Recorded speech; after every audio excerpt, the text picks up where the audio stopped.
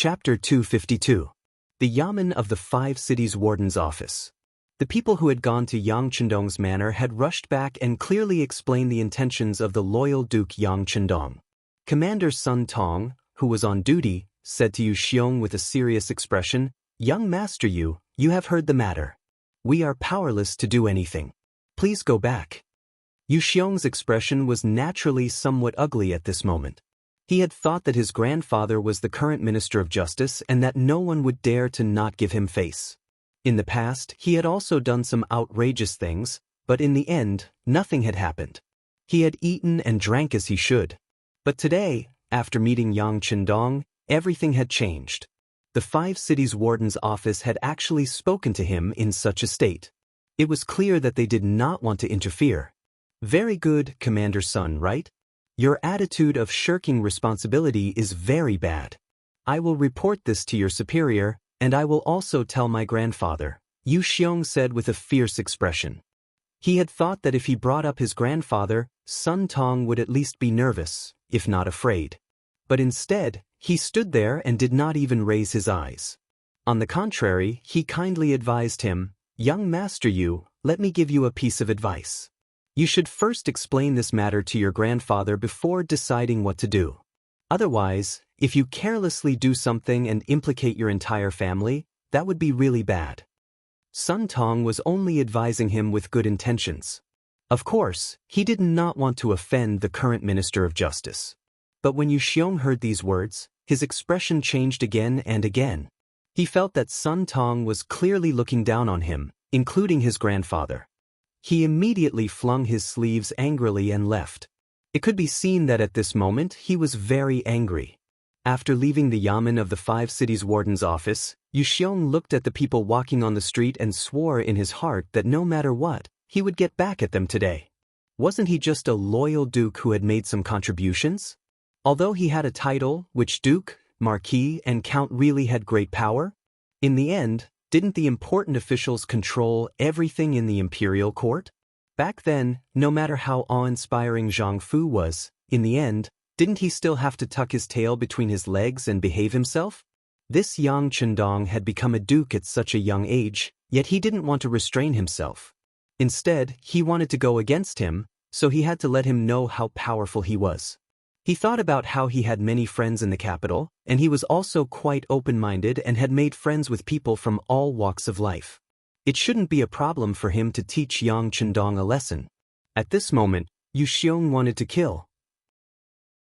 Although he did not say that he wanted to kill Yang Chendong, he decided to teach him a lesson and let him know who he could not afford to provoke. But he didn't even think about it. How could someone who could reach this position at the age of 20 be so easy to get along with? Was it appropriate to treat such an opponent as an ordinary playboy? Would it work? Yu Xiong quickly left the Five Cities Warden's office and appeared on a bustling street. Here, he found a big gangster named Lu San. Black and white had existed in all eras. The only difference was which side was more powerful. Lu San was one of the representatives of black. This man had lived in the capital since he was a child, and because he was ruthless and brave enough to only recognize money and not people, he had managed to carve out a small world for himself, becoming a character in the nearby streets. It was rumored that this man had more than 100 subordinates and more than 1,000 ordinary subordinates. Yu Xiong came and sat face to face with Lu San at the table. A large stack of banknotes issued by the Yang family bank was placed there. The thick stack was more than 20,000 taels. Looking at the money that was enough for him to risk his life for 2 to 3 years, Lu San's eyes were red. He was like a vicious tiger that had seen its prey and could not control himself. Teach a person a lesson and this is all yours. Seeing Lu San's drooling appearance, Yu Xiong was much more confident. "Okay, please tell me who it is. Money makes the world go round." At this moment, Lu San had a very good explanation. For money, he could even kill his own parents, not to mention dealing with an outsider. East Marshal Yang Chendong. Yu Xiong said his name. The moment Yu Xiong announced his name, Lu San's face twitched violently. He thought that if a high-ranking young master like Yu Xiong was willing to take out so much money for him, it would not be simple. The person he had to deal with would also not be a nameless pawn. But he did not expect it to be the East Marshal. Even ordinary people knew the name of the East Marshal, not to mention people like Lu San who mingled in the underworld. There was even a period of time when he thought of relying on this loyal duke. But later, he was afraid of losing his freedom and gave up on this idea. Now that Yu Xiong said that he wanted to deal with this person, his expression changed greatly. But when he saw the banknotes on the table, he made a decision. As the saying goes, how can one catch a tiger cub without entering the tiger's den? If he wanted to earn money, he had to take risks, especially for people like him who were in the underworld. Young Master Yu, the East Marshal hides in the Yang clan manor every day. It won't be easy to deal with him. From what I know, even the embroidered uniform guards were unable to gain anything from the Yang clan manor. I'm afraid that you don't have to deal with Yang Chendong. You can deal with the people important to him as well. You just have to teach him a lesson. Yu Xiong had thought about it a long time ago. The success rate of causing trouble for the Yang clan manor was too low. Even 20,000 silver wouldn't be enough. It was better to deal with the people close to him, such as the managers of the Immortal Abode, Realm Beyond Heaven, and the Yang clan bank. Because of their work, they had to appear in the capital every day. It should be easy to cause trouble for them. All right, it's a deal. Lu San was relieved when he heard that he didn't have to deal with Yang Chendong, but the people close to him as well. If that was the case, there would be too many people to deal with, and the money would be even easier to get. Yu Xiong left. After leaving behind the money, he confidently left. Lu San called over a few of his trusted aides and told them about the deal he had just received.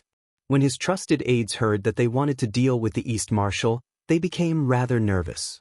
It was clear that they had heard of this man before. But when they heard Lu San say that Yu Xiong was willing to take out 20,000 taels of silver, they immediately threw the danger to the back of their minds. These people were originally people who had their heads on their belts. As long as they were given enough money, other than the current emperor, they would dare to make a move on anyone. With the money to pave the way, they quickly reached an agreement. After much deliberation, they decided to target one of the managers of the Immortal Abode, Madame Shui. Madame Shui was Yang Chendong's third wife, and her status was not low.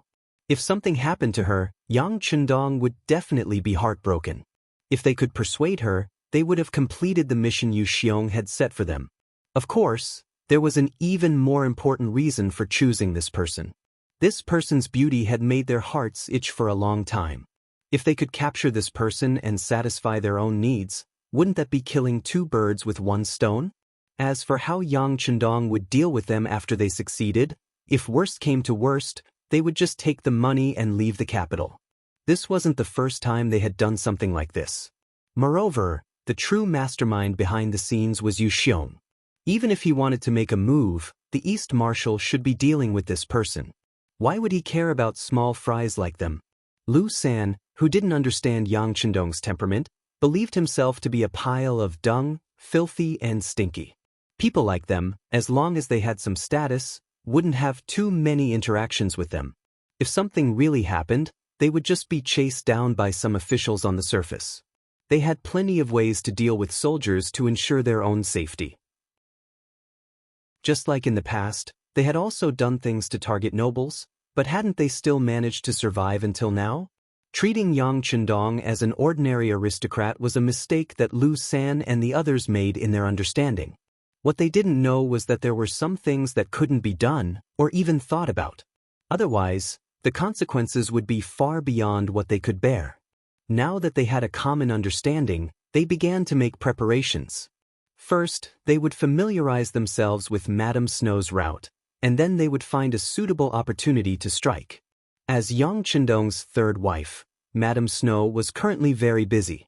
She was born as a singer, and she had a good singing voice, so she was like a fish in water in the Immortal Abode. Moreover, the world had been peaceful recently, and the Immortal Abode had flourished once more. It had reached a level of prosperity that was hard to come by. The play she and Madame Xiang had written about the war between the war god and the Walla had become even more popular. This success in her career only made Madame Snow love Yang Chendong even more. She would never forget who had given her all of this. For this reason, no matter how busy she She would always make a trip back to the Yang clan manor every 3 days just to see her beloved. It was yet another busy day. From the time the immortal abode opened in the morning until nightfall, there were no empty seats. Madame Snow also busied herself for the better part of the day. After dinner, she left everything to Madame Xiang. The two of them had long since reached an agreement that unless there was something important, they would return to the Yang clan manor in batches to spend the night. After explaining everything, Madame Snow entered a soft sedan chair. As soon as she entered, she was overcome by fatigue, and before she knew it, she had fallen asleep. The 4 people carrying the sedan chair were all Lung Feng. This was the result of Yang Chendong's cautious personality. Even though the world was at peace, and the Walla had not only retreated, but had also begun to trade with the Great Ming. Dai Zong was also busy training the new army. It seemed like no one would do anything to him, but Yang Chendong was still very protective of his wives.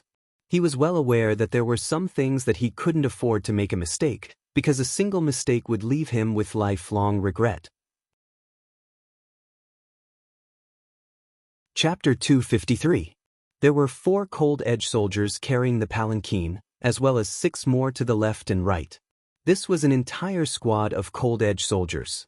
Unless 40 to 50 enemies suddenly appeared, their safety was guaranteed. Squad Captain Ching Qian. He was grateful that the 6th young master had entrusted the task of protecting the 3rd madam to him. This was a form of trust. There were many squad captains in the Cold Edge, but he had been given this assignment. How could he not do his best? Cheng Qian even had a feeling that as long as he did his job well, his future would be limitless. He would be able to lead even more soldiers and win even more battles. This was one of his lifelong wishes. The 3rd madam boarded the palanquin. Cheng Qian said, "Rise."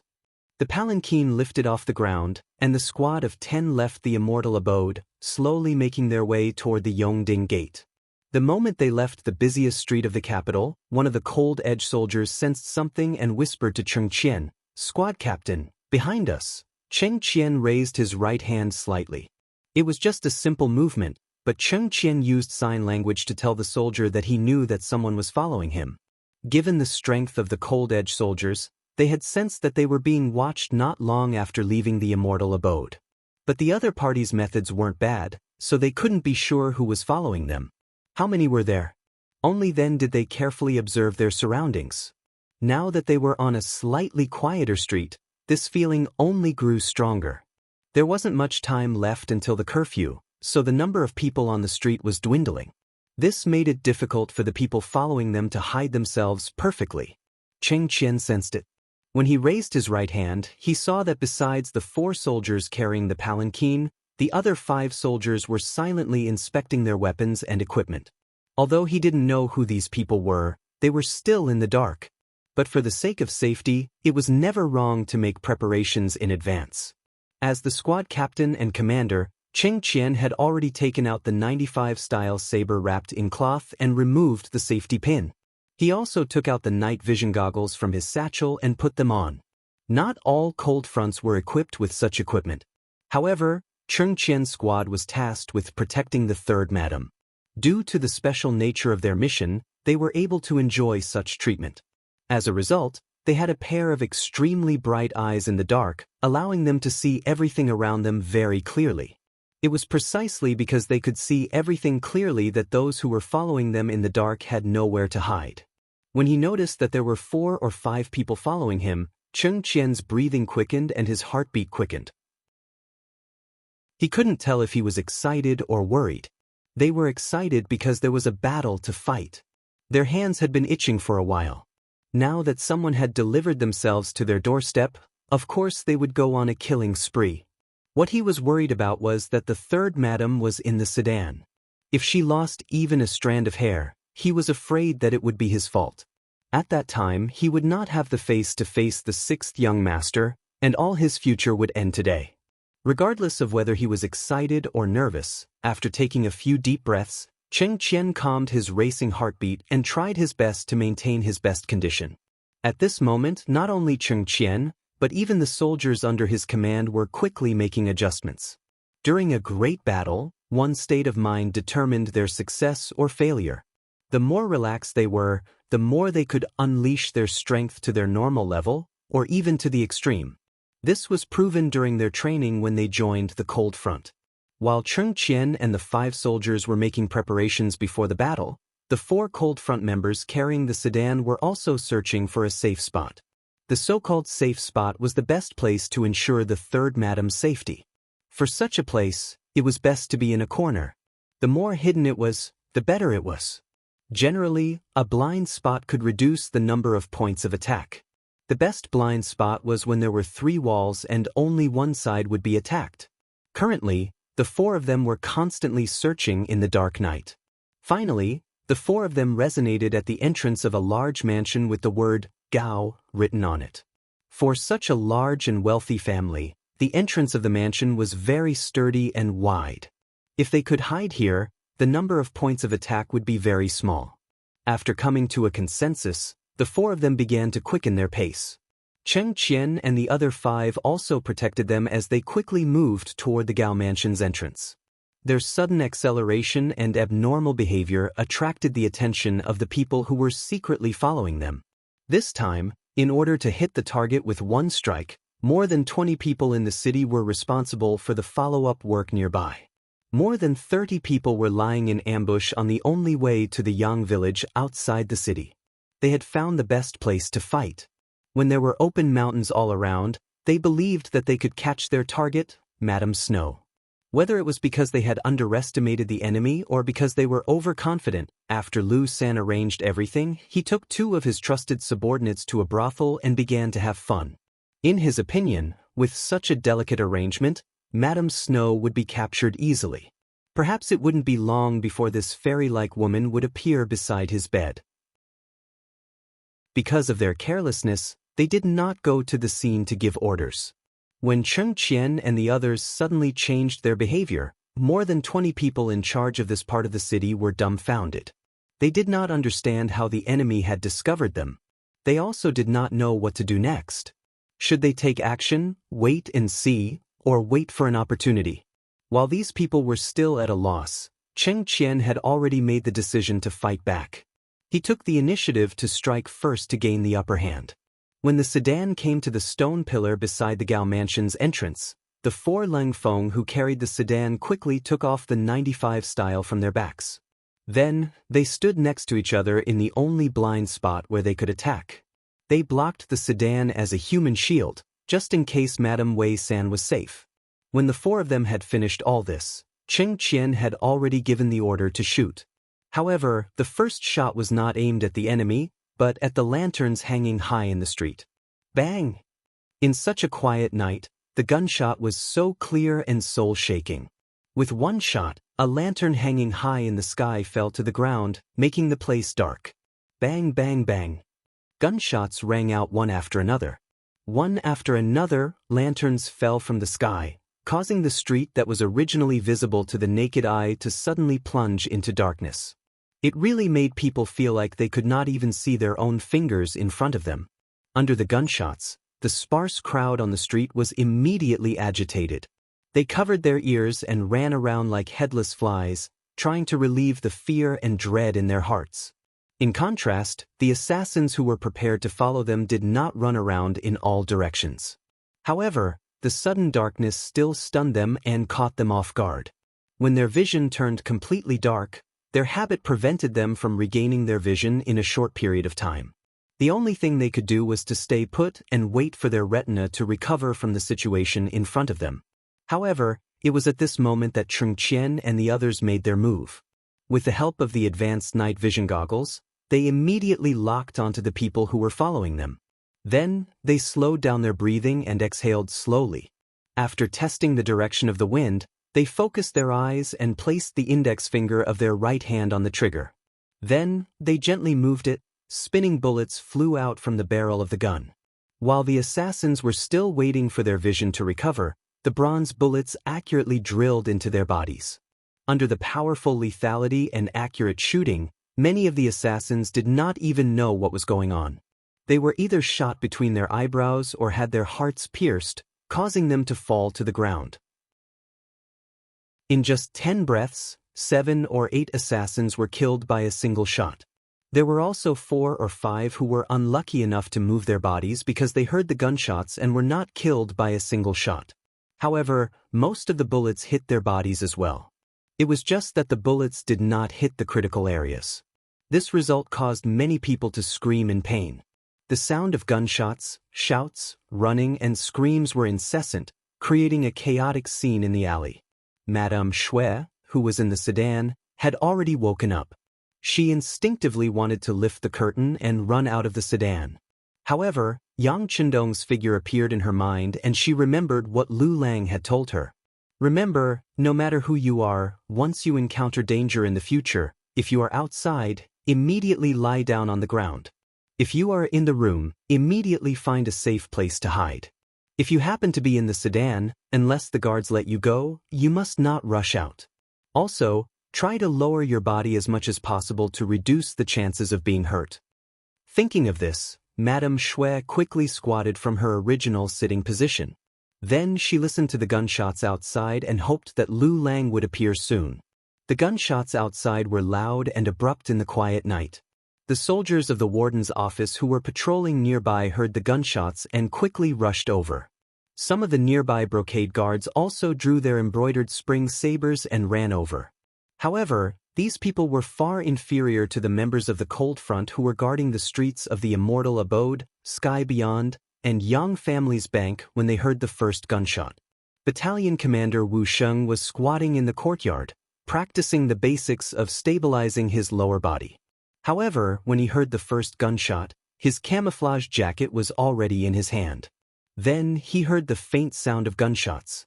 He whistled and a platoon of 30 Cold Front members quickly gathered. Chapter 254. Platoon 2, follow me. Platoon 1, be on high alert. Platoon 3, be responsible for patrolling. If you notice any dangerous people approaching, you can shoot to kill if the warning is ineffective. While he was giving the order, Wu Sheng had already rushed out of the courtyard with 30 soldiers, following the sound of the gunshots.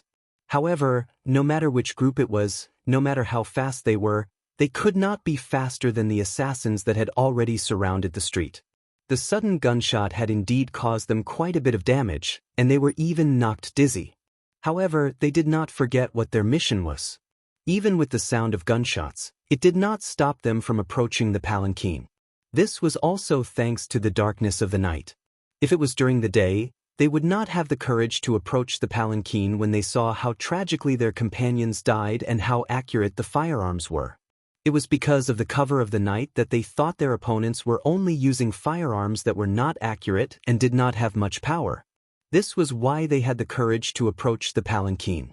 With the help of the night vision goggles, Cheng Qian and the others continuously shot the assassins in black on the street. Soon, the street was filled with corpses. The smell of blood began to spread rapidly in the air, rushing into people's nostrils. It was so stimulating. In front of the 95 style, not a single assassin could get within 30 steps of the palanquin. They did not even have the chance to make a move before they died on the ground. Even when they died, they could not close their eyes. Without finding out the cause of their deaths, they could not close their eyes in peace. The assassins seemed to have been killed and there was no movement. However, Cheng Qian did not have the slightest intention of letting down his guard. Fire a red signal flare and explain the situation to the outside. At the same time, everyone stay in place and be alert. If you notice any danger, don't hesitate. Don't be afraid of wasting bullets. A red signal flare rose up following the order. It was so dazzling and eye-catching in the dark night. Even the hidden sentries in Yangjia village that were 15 miles away could see it clearly. Seeing that it was a red signal flare, the sentry immediately sent a signal to another sentry not far away. Soon, Yang Chendong in the Yang family manor received the news. During the day, he taught the students numbers. In the Ming dynasty, it was also known as arithmetic. When the numbers 1, 2, 3, 4, 5 appeared, it made the 100 students feel strange and curious. In fact, such numbers had appeared before, but because there was a kind of number called Swanshu at that time, it was more convenient to write, so Arabic numbers were not popularized in our country in time. Now that it was taken out by Yang Qindong, everyone was curious as to how it could be calculated in such a way. However, when the multiplication formula was read out, everyone was shocked. It turned out that arithmetic could have such a pattern and be so simple. For a moment, everyone was shocked. Hu Yen, Xiao Yin, and the others who were listening from the side were also shocked by this method. For a moment, everyone's mood to learn was very high. At the end of the day, Yang Qindong's mouth was a little dry from all the teaching. Not long after class ended, he heard a subordinate report that a red signal flare had flashed in the capital. According to the agreement, a red signal flare meant that there was danger, but it had basically been resolved. When there were only 2 flare, it meant that there was a need for backup. When there were 3 flare, it meant that there was an emergency. But even though he knew the significance of a red signal flare, Yang Qindong was still a little nervous. He did not know who was going to attack his faction. Thinking that there was nothing wrong with being careful, he immediately gathered a platoon of cold front soldiers, brought along Tiger's Mane, Beta Persei, and Chiu V's first guard squad, and rushed to the capital. After he left, the Yang family manor was also quickly placed under martial law. Battalion Commander Teng Shan led the remaining 2 platoons of cold front soldiers to guard it to ensure that nothing went wrong. In the capital, Cheng Qian's squad of soldiers had been on high alert this entire time. Even though the corpse was not far away, no one went to investigate. This continued until Battalion Commander Wu Sheng arrived with the first batch of soldiers. After the 2 sides met up, they immediately began to inspect and deal with the scene. Fortunately, they found 2 uninjured assassins and quickly detained them for a sudden interrogation. But just as this was done, the embroidered uniform guards and the 5 cities warden's office arrived. Just as they were about to approach the scene, they received a warning from Battalion Commander Wu Sheng. Those who have come, listen up. I don't care who you are. Which yamen do you belong to? This place has already been sealed off. No one is allowed to approach. Otherwise, don't blame the bullets for not having eyes. With Wu Sheng's words and the mention of the banner of his mercenaries, the soldiers of the 5 cities warden's office naturally obediently stood their ground.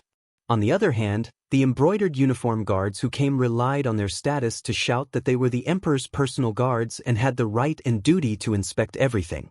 As they shouted, they also tried to move closer. Bang! Bang! 2 gunshots suddenly rang out, hitting the feet of the embroidered uniform guards who were about to step forward. The dust that was kicked up instantly taught them how to behave. The originally shouting voices immediately became much softer until there was no more movement. The mercenaries had once more used their strength to show the outside world that they were not subject to any restrictions. Anyone who dared to challenge their military discipline would have to pay the price in blood. No one moved forward, but this did not mean that no one was paying attention. On the contrary, it didn't take long for the upper echelons of the embroidered uniform guards and the 5 cities warden's office to arrive. This included Inspector Shi Heng, who had returned to the capital before the end of the year, Commander Sun Pe, Commander Lu Ge, and fellow Commander Ji Guang. What's going on in front? Why was there a gunshot? As soon as Shi Heng appeared, he asked arrogantly. Shi Heng had been promoted to Inspector General, Commander-in-Chief, and Count of Wuqing for his meritorious service, and then he had led an army of 150,000 soldiers to battle the Walla. But because he had been too careless, he had been schemed against and lost the battle. If not for Yang Qindong's timely intervention, the capital would have been lost. Logically speaking, a defeated general was a guilty general and should have been punished and imprisoned. But in the Great Ming, nothing was absolute. Meritorious officials could not receive substantial rewards, while guilty officials could rise to the heavens in a single step. This was a characteristic of the time. In the Great Ming, a person's meritorious service was not determined by how capable they were. In the end, it depended on whether they obeyed the emperor and obeyed imperial authority. Shi Heng originally had the merit of being the emperor. This time, after he came back, he spent a lot of money and even bribed Jining. In addition, when he saw Zhu Qiu, the Daizong, he was in pain with snot and tears. He said that he was loyal to the emperor and would listen to the emperor's orders. He was willing to do anything for the emperor. After a few maneuvers, Zhu Qiu was truly moved. Not only was he not punished, but he was also reinstated to the position of military governor. He was even given the important task of rebuilding the army with Jin Ing. He was promoted from his original position of Count Wuqing to Marquis Wuqing. Zhu Qiyu's intentions were extremely clear. He wanted to promote Shi Heng and restrict Yang Chendong's influence in the army. Regaining the emperor's trust and wielding great power made Shi Heng feel like he didn't know the immensity of heaven and earth. As soon as he arrived, he began to speak as if he were the master of this place. In response to Shi Heng's behavior, the subordinates all lowered their heads in silence. These people had been in the capital for a long time, and many of them had even witnessed the battle between the mercenaries and the Walla. Naturally, they knew how powerful these people were. It was precisely because they knew that they didn't have the courage to provoke them. Seeing that no one answered his question, Shi Heng's expression turned ugly. "What's the matter?" No one answered, right? "Very well, after this matter is over, you don't have to work anymore. You'll all be dismissed. Is Sun Tong's command department here? Go and see what's going on." Sun Tong, who was called out, had a bitter expression. He had already known from the soldiers that this was a mercenary army doing something. He had a very clear impression of these people, and of course, he knew that they were not to be trifled with. Therefore, when he heard Shi Heng call out his name, he carefully moved closer to him and muttered, "Sir Inspector, this is a mercenary army doing something. It's not good for us to interfere too much." "What mercenary army doing? It's not good for us to interfere too much. Isn't this the capital of the great Ming dynasty? Since you're so cowardly, I think you don't have to work anymore. Forget it, I'll go take a look myself. Men, clear the way. If anyone dares to block my way, arrest them as well," Shi Heng said nonchalantly, treating Sun Tong's good intentions as nothing more than ill intent. After Shi Heng gave the order, the soldiers he brought opened the path and walked toward the center of the battlefield with great fanfare. Not far away, Lv Gue and Ji Guang saw all this, but neither of them had any intention of reminding them. Since someone wanted to clear the path, they could just let him do it. It was also a good opportunity to see if these mercenaries really dared to provoke anyone and not give face to anyone. Shi Heng, who didn't know what others were thinking and had only heard of the mercenary army's name, walked toward the center of the battlefield under the gazes of the crowd and the lanterns held by several of his trusted aides. On the dark street, several lanterns slowly walked over. This scene was particularly eye-catching, and naturally attracted the attention of Battalion Commander Wu Sheng. If you continue to walk forward, we won't be polite. This official is the great Ming dynasty's inspector, and I have the authority to command the military camp in the capital. Why are you making such a big commotion in the middle of the night? Shi Heng walked forward under the protection of his soldiers and questioned loudly. Based on his experience, it was very easy to intimidate others with this kind of momentum and make the opponent feel afraid. Chapter 255. They approached with a menacing aura, giving off the impression that a large army was approaching. If it was a normal Ming soldier, he might feel afraid and guilty. However, in front of the most elite cold front, there was a limit to what he could do. The first thing to do after entering the cold front was to train one's courage. If one did not have enough courage and was timid, they would never be able to enter this elite new army. Hence, Shi Heng's self-righteous yelling did not have any effect.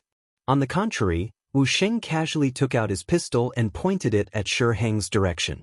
He said, "I don't care who you are. Before the Duke of Loyalty arrives, no one is allowed to come close.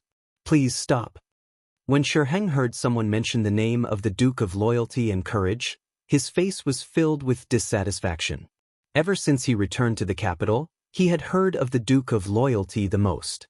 There were even many people who compared him to Yang Chendong, which made the commander, who had a lot of experience in the army, displeased him. No matter what, Shi Heng was a veteran who had experienced hundreds of battles, right? He also had many years of experience patrolling the borders and had fought many wars with the foreign races. It was not an exaggeration to say that he had climbed out of a pile of corpses. However, someone actually compared him to a young man who had just turned 20 years old. How could he accept this? When he heard the Duke of Loyalty's name, he was even more indignant. "Oh, I insist on coming over. What can you do about it?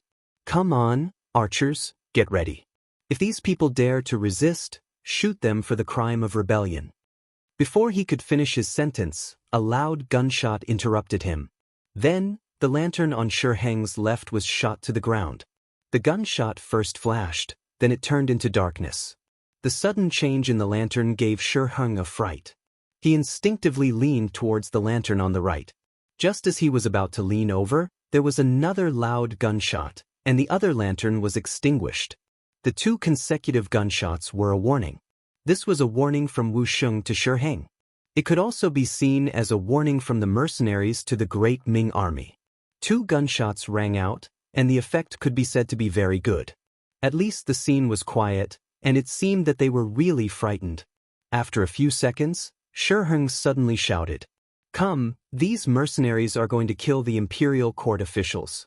All archers, get ready." As soon as he shouted, the soldiers of the warden's office of the 5 cities took out the bows and arrows on their backs and prepared to draw their bows and arrows. Although it was still dark, there was a feeling of mutual hostility. Any veteran with some sense of battlefield could feel a kind of suffocating pressure. Under the invisible pressure, some soldiers began to tremble. This was a human's instinctive reaction when faced with fatal danger. Compared to the reaction of some of the great Ming soldiers, Cheng Qian also became a little nervous. However, he was more worried about the safety of the third madam than himself.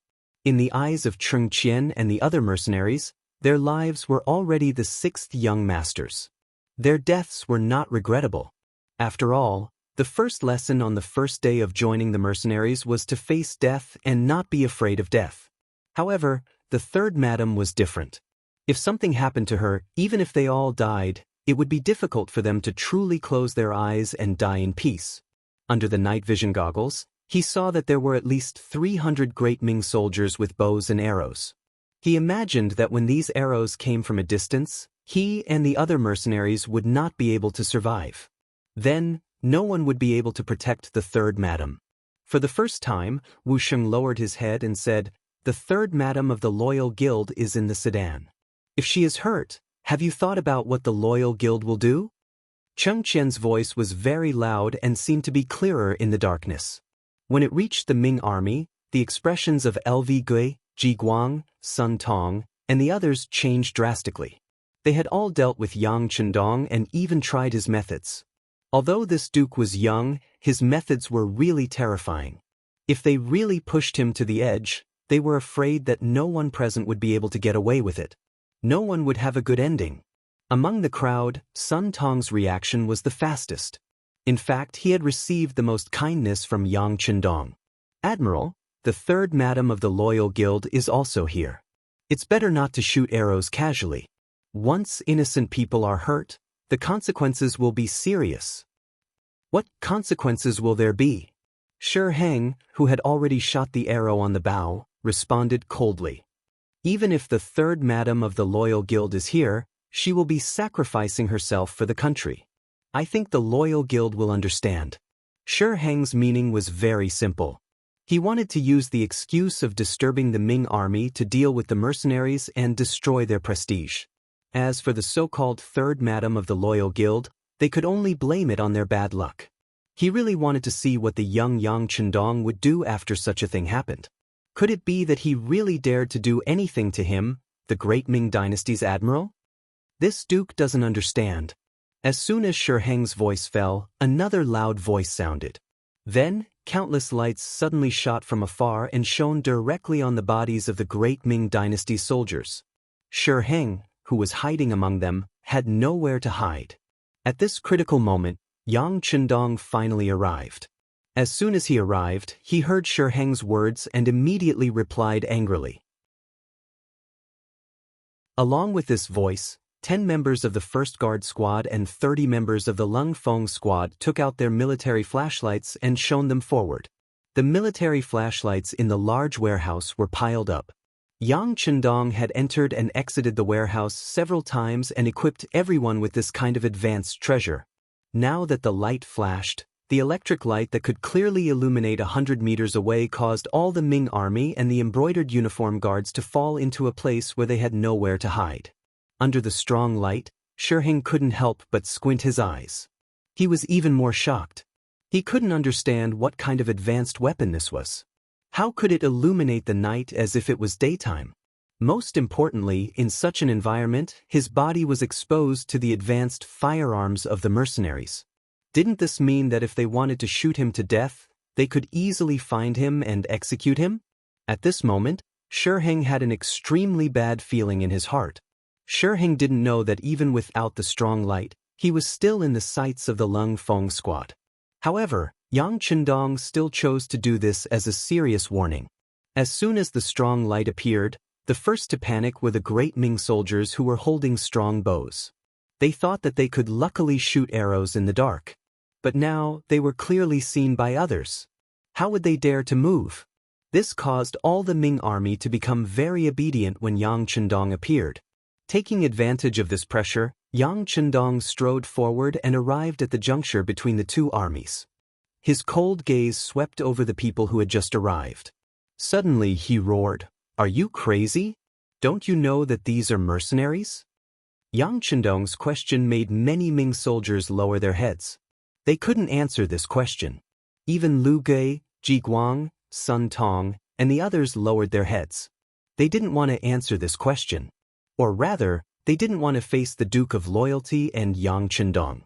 Shiheng naturally felt everyone's emotions. However, at this moment, he absolutely couldn't lower his head. It was not because of anything else, but because he was the one who shouted the most fiercely just now. If he was the first to admit defeat when Yang Chendong appeared, how could he lead the troops? So after about 10 seconds, Shiheng finally raised his head after he had more or less adapted to the strong light. So what if they are mercenaries? In the territory of our great Ming dynasty, anyone who casually kills people will be punished no matter who they are. You are Shiheng? Seeing that someone actually answered his question, Lung Feng squad's eyes lit up. Yang Chendong's eyes narrowed as he stared coldly at Lung Feng. I am Marquis. Shiheng, who didn't want to weaken his momentum, tried to straighten his body as much as possible as he answered. Don't call yourself Marquis in front of this Duke. When I was a Marquis, you were just a small count. As soon as Shiheng finished speaking, Yang Chendong's angry voice spread through the entire street. The questioning voice was like thunder, and Shiheng was naturally furious. However, at this moment, he didn't know how to answer. After all, he was indeed 10% worse than Yang Chendong in terms of title. At this moment, he actually began to hate the acting emperor, Zhu Qiu. He hated that Zhu Qiu didn't directly promote him from Count Wuqing to Duke Wuqing. That way, he could confidently talk to Yang Chendong. However, he didn't think about it. Yang Chendong was promoted to Duke because Zhu Qiu had no choice. He really didn't know how to reward Yang Chendong, so he had to do something. And what did he do? What contribution did he make? Shiheng still had an unconvinced expression on his face. When he was still sulking, Yang Chendong spoke again. Just now, you said that, so what if they are mercenaries? Then let me ask you, if there were no mercenaries, who would resist the Walla's army? Without the mercenaries, the capital would have already been taken over by someone else. So what right did you have to stand here and make such a fuss? You look down on the mercenaries, but what have you done? Have you lost every battle? Under the angry questioning, Shiheng only felt his face burning. He wanted to refute something, but he found that it seemed that he was powerless to say anything.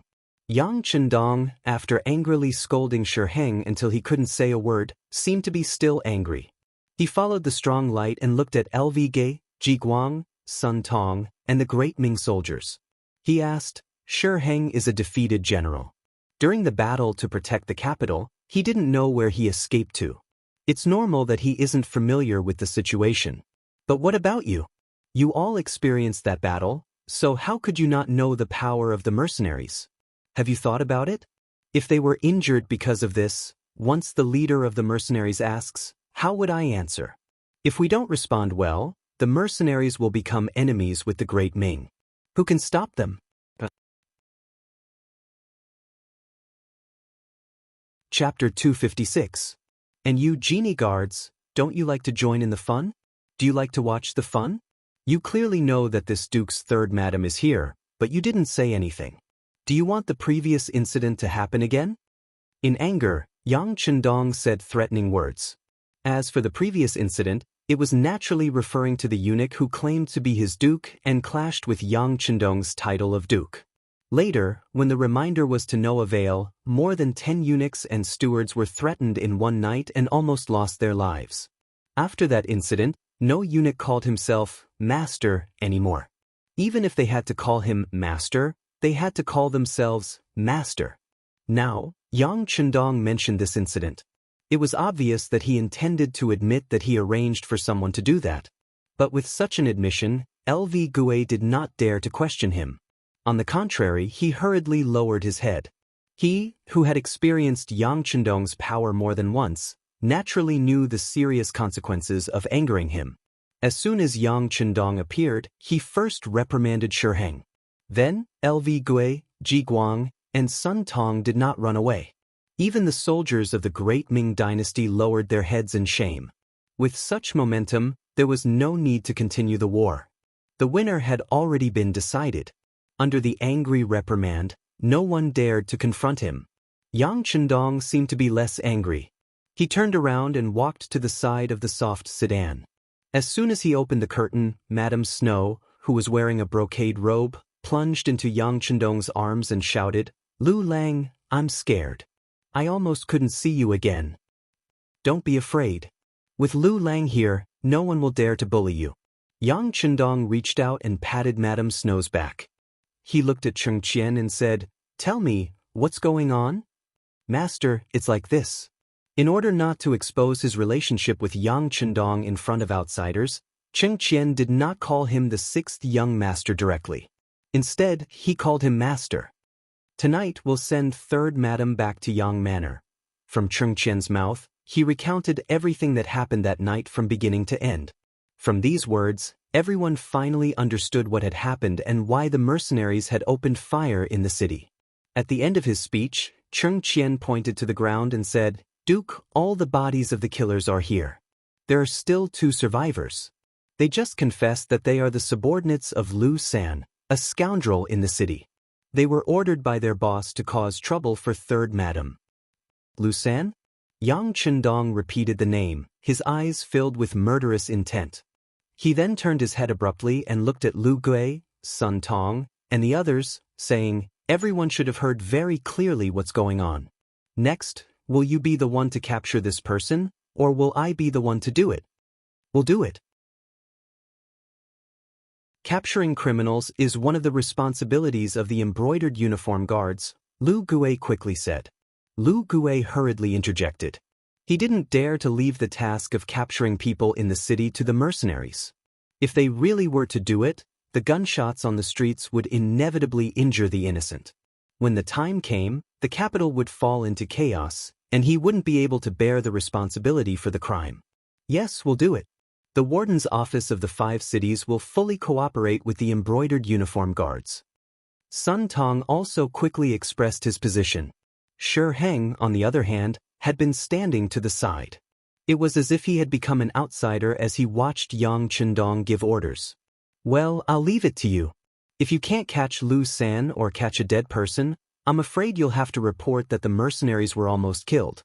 At that time, if anything happens, you'll have to deal with it yourself."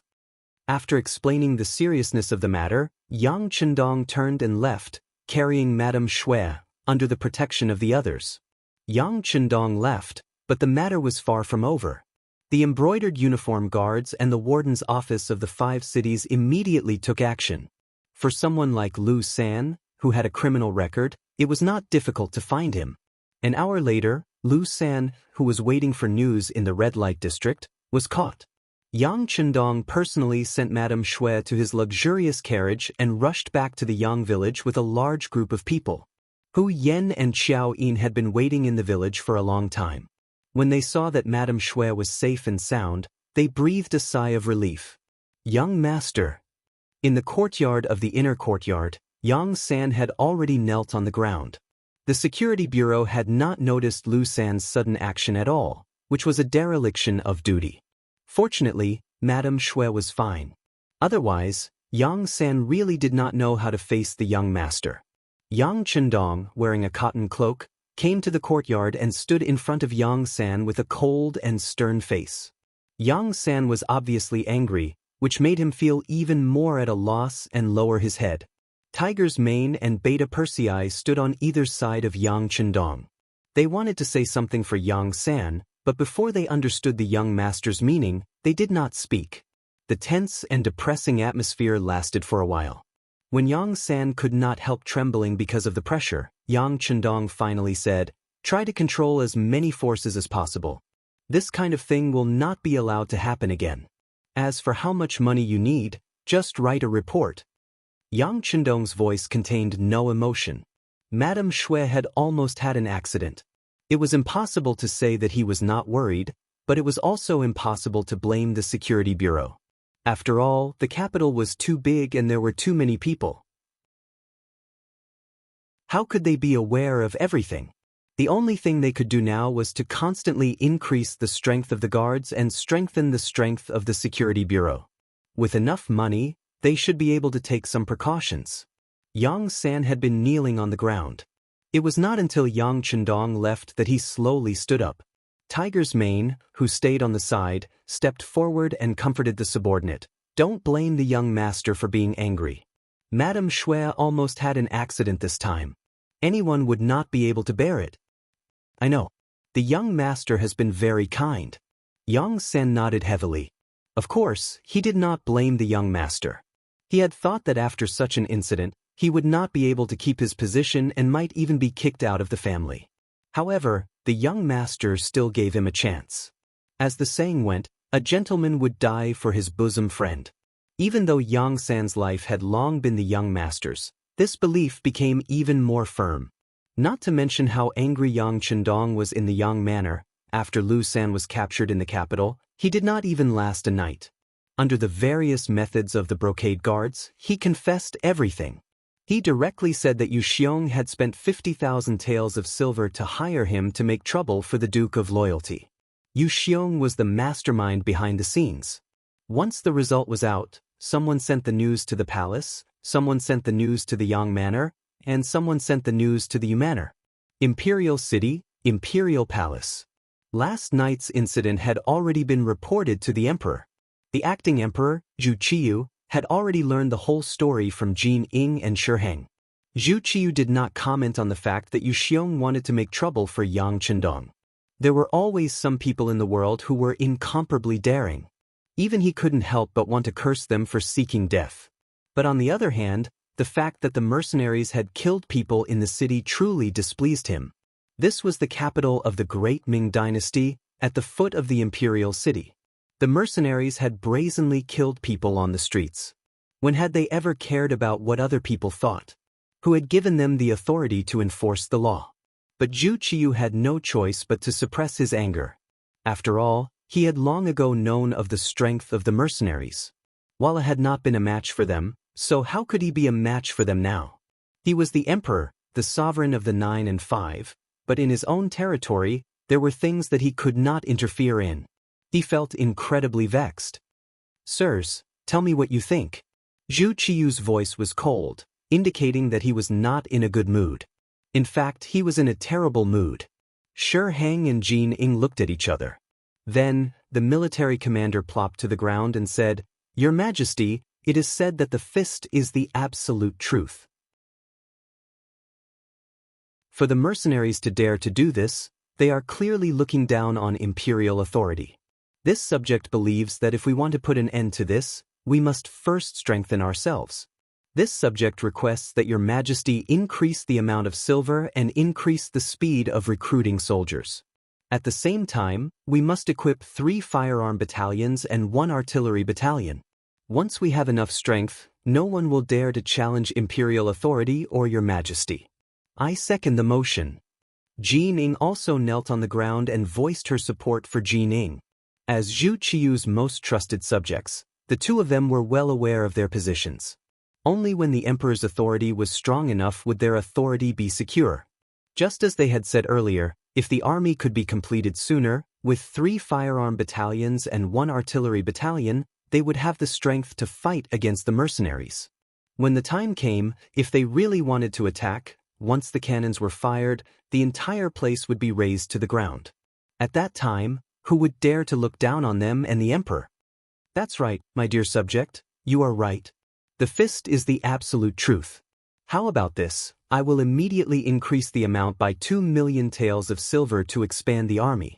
Zhu Qiu nodded repeatedly, looking as if he had been persuaded by Shi Heng's words. Hearing that it was only 2 million taels of silver, Shi Heng was a little unwilling. This amount of silver was enough to build a normal army, but this time, they were building 3 firearm battalions and 1 artillery battalion. That was definitely an act of burning silver. 2 million taels was really not enough. Just as Shi Heng was about to raise his head and say something, he heard Jin Ying's quiet reminder. Lord Shi, don't go too far. Some things need to be discussed at length. As one of Zhu Qiu's personal attendants, Jin Ying naturally had a deep understanding of this emperor. This emperor was an ambitious person. His courage was no less than Zhu Qiu's. His mind was flexible and he was open-minded. He treated his subjects well. But there was one thing that was a little too stingy.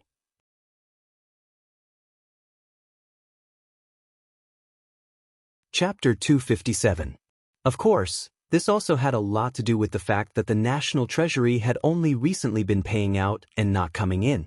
This time, taking out 2 million at once was already the limit. If Shi Heng made another request, not only would he not increase it, but it was also uncertain if the 2 million would even arrive. Shi Heng, who was about to say that the silver was too little, immediately shut his mouth when he heard Jin Ying's suggestion. He kowtowed to the ground and said, "Thank you, Your Majesty. This subject will immediately go and build a new army. I believe that it won't be long before the great Ming's army returns to its former glory." Very good. Hearing Shi Heng's promise, Zhu Qiu's face finally revealed a trace of a smile. As long as he had a strong army, he wouldn't have to rely on or fear anyone.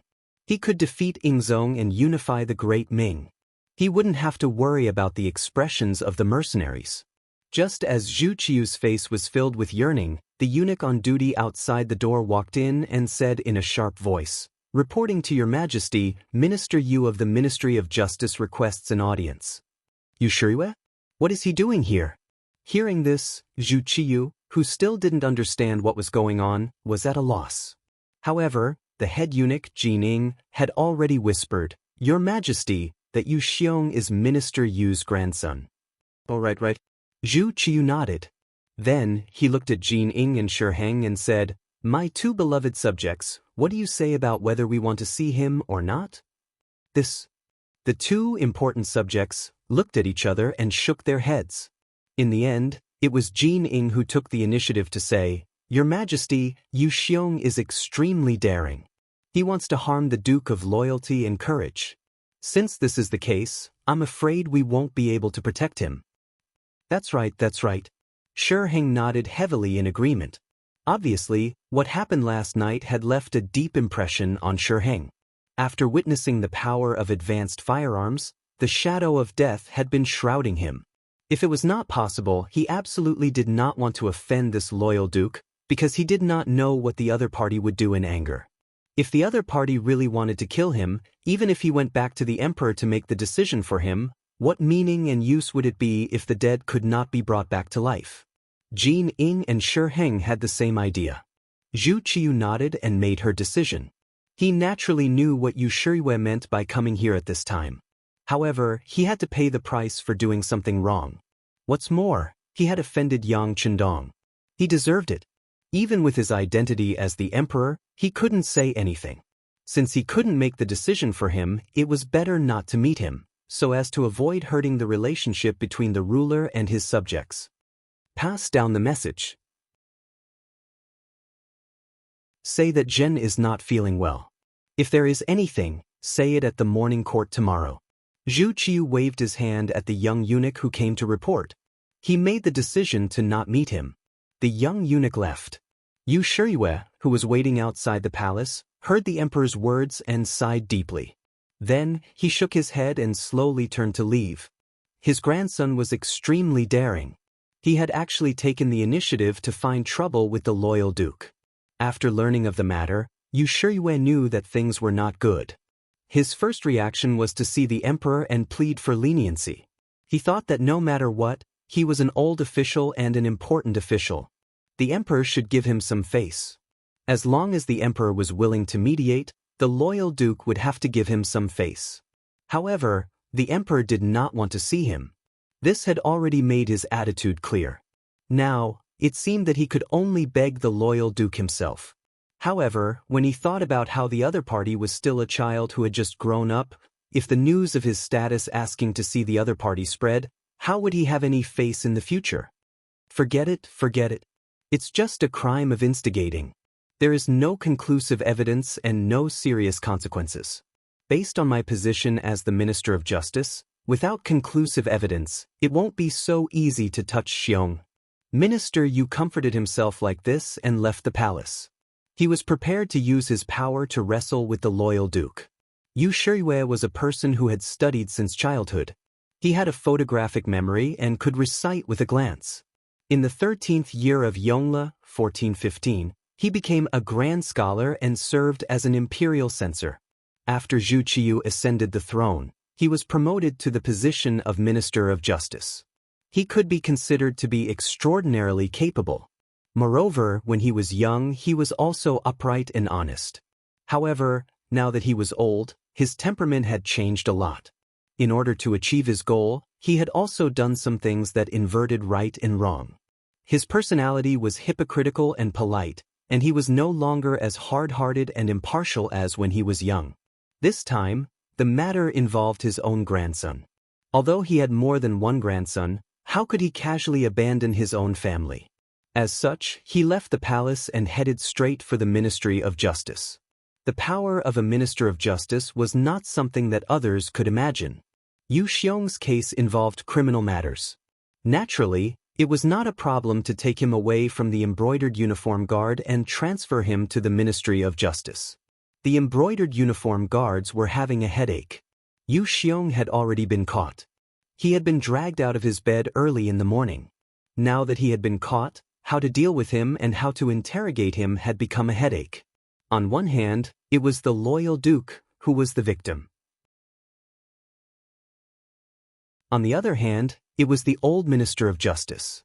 It seemed that no matter what they did, it would be easy to offend them. It was at this moment that a document from the Ministry of Justice arrived, requesting that the suspect, Yu Xiong, be sent to the Ministry of Justice for interrogation. Since someone wanted a hot potato, how could the embroidered uniform guard be polite? They immediately sent Yu Xiong out and had some peace and quiet. The Ministry of Justice took over and the news was quickly sent to Yang Chendong. At this moment, the 6th young master was teaching students in the Yang Family Academy and imparting his new knowledge. Today, Yang Chendong was talking about the effects of gravity. He was teaching everyone that everything could be explained scientifically. Just as the lecture was in full swing and everyone was listening with great interest, Tiger's Mane came and whispered something in Yang Chendong's ear. Got it? Yang Chendong nodded and a faint smile appeared on his face. Then, he turned to the 101 students and said, "Today's lesson will end here. Everyone, go back and review. If there's anything you don't understand, you can ask me tomorrow. Let's study by ourselves." Under the respectful gazes of all the students, Yang Chendong left the academy. Outside the door, the head of the security bureau, Yang San, was already waiting. What happened? Yang Chendong took a wet towel and wiped his hands as he asked Yang San. Young master, Yu Xiong was arrested early in the morning. Yu Shiyue went to the palace, but the emperor did not see him. However, after returning to the Ministry of Justice, he ordered people to take his grandson from the embroidered uniform guard to the Ministry of Justice and protect him. Because the people protecting him are all his trusted subordinates, they don't know what happened. However, it can be seen that they have no intention of compromising and are still holding on to hope. Yang San explained everything he knew to Yang Chendong and then stood respectfully to the side. His job was only to tell the truth. As for the specific decisions, it was up to the young master to make the decision. Oh, This minister you wants to compete with this young master. Yang Chendong was not surprised at all. On the contrary, he chuckled. However, the smile quickly disappeared. Did you find the person I asked you to find? The so-called looking for someone referred to how Yu Xiong had forced her husband to write a letter of separation in order to protect himself in a foreign land in order to get a woman. A few days ago, when Yang Chendong met with Yu Xiong, he arranged for the security bureau to search for Yu Xiong. There should be news by now. We found him. According to the young master's orders, he is coming to the capital under the protection of the security bureau. He will probably arrive tomorrow night. Yang San said with his chest puffed out. It was already a dereliction of duty that they did not receive any news of the attack on the third madam. Now, they could not allow any more mistakes. Not bad. Hearing that the person would arrive tomorrow night, Yang Chendong's face regained its confidence. Inform Assistant Minister Su that this young master wants to see him. The so-called Assistant Minister Su was naturally the right Assistant Minister of the Ministry of Personnel, Su Yozhen. This person had publicly impeached Yang Chendong, but in reality he was the first person to side with him. It was time for him to come in handy. Su Yozhen was one of the most powerful officials in history. Unfortunately, in his later years, he became an official who was punished. Because of Yang Chendong's appearance, his life was completely changed. At the very beginning, Su Yozhen was merely an imperial censor. When she was a mere 7th-grade official, she wasn't valued at all. It was Yang San who suddenly found him and gave him a large sum of money. While improving his life, Yang San also asked him to do some things within his power. After that, his career was smooth sailing. He rose all the way up to the position of a 6th-rank official, then a 4th-rank official of the Taichung Temple, and now a 3rd-rank official of the Ministry of Personnel. It could be said that he was rising up the ranks at an astonishing speed. And all of this was inseparable from Yang Chendong's support and operations. Gradually, Su Yozhen gave birth to an idea. That was, relying on this Duke of Loyalty seemed to be a good thing. At the very least, she could do a few things for him. Not only did she receive an official position, she also received money, and she even had a reputation. Where else could she find such a perfect thing? This was how people were. After receiving benefits, their attitude and understanding of a person would undergo a qualitative change. Was this not the case? When Yang San informed Su Yozhen through the spies of the Security Bureau that the Duke of Loyalty had invited her, he quickly disguised himself and left the capital, arriving at the Yang family manor. Su Yozhen's appearance was extremely secretive. On the way, there were people from the Bureau of Security following him to ensure that he was not followed. Not long after, a carriage stopped in the backyard of the Yang manor. Su Yozhen, dressed in a black robe and a bamboo hat, stepped out of the carriage.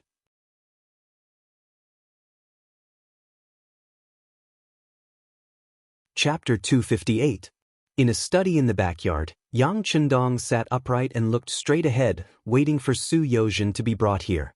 As soon as he looked up, he saw the Duke of Loyalty, who was only 20 years old. He didn't know why, but there was a sense of respect in his bones.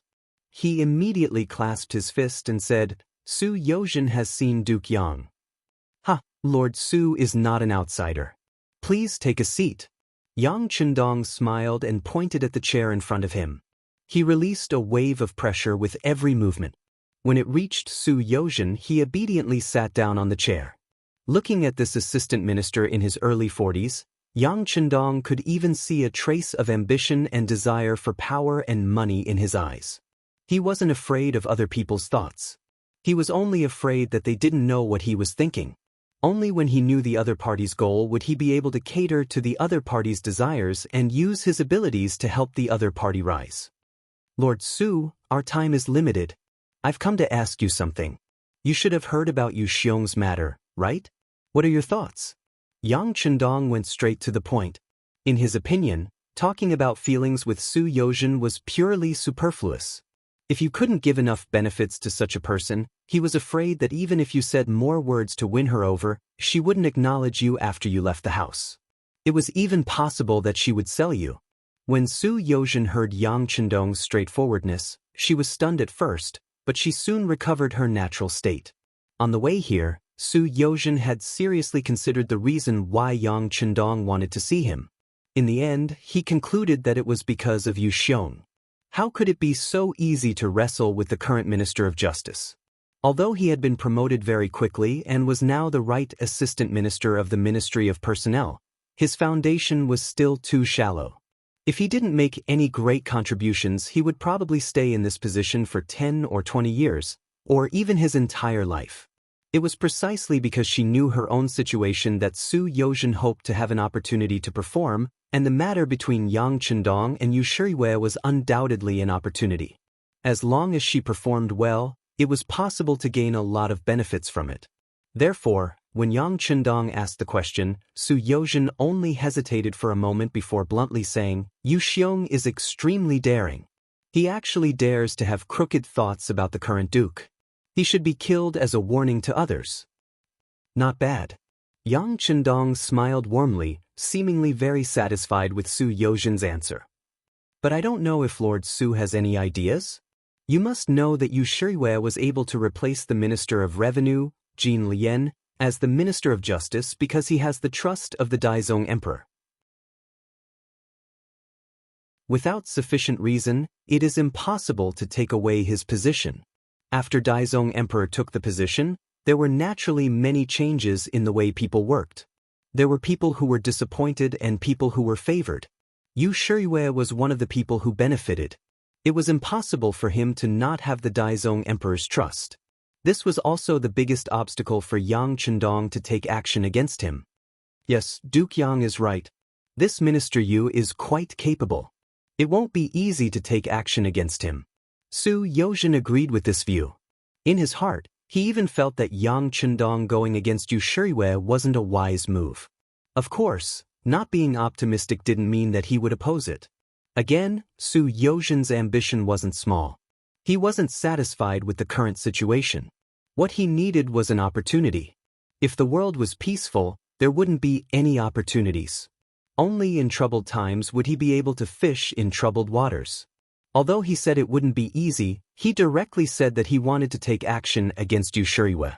It could be seen that Su Yozhen had already made up his mind. Yang Chendong, who saw all of this, immediately understood the other's thoughts.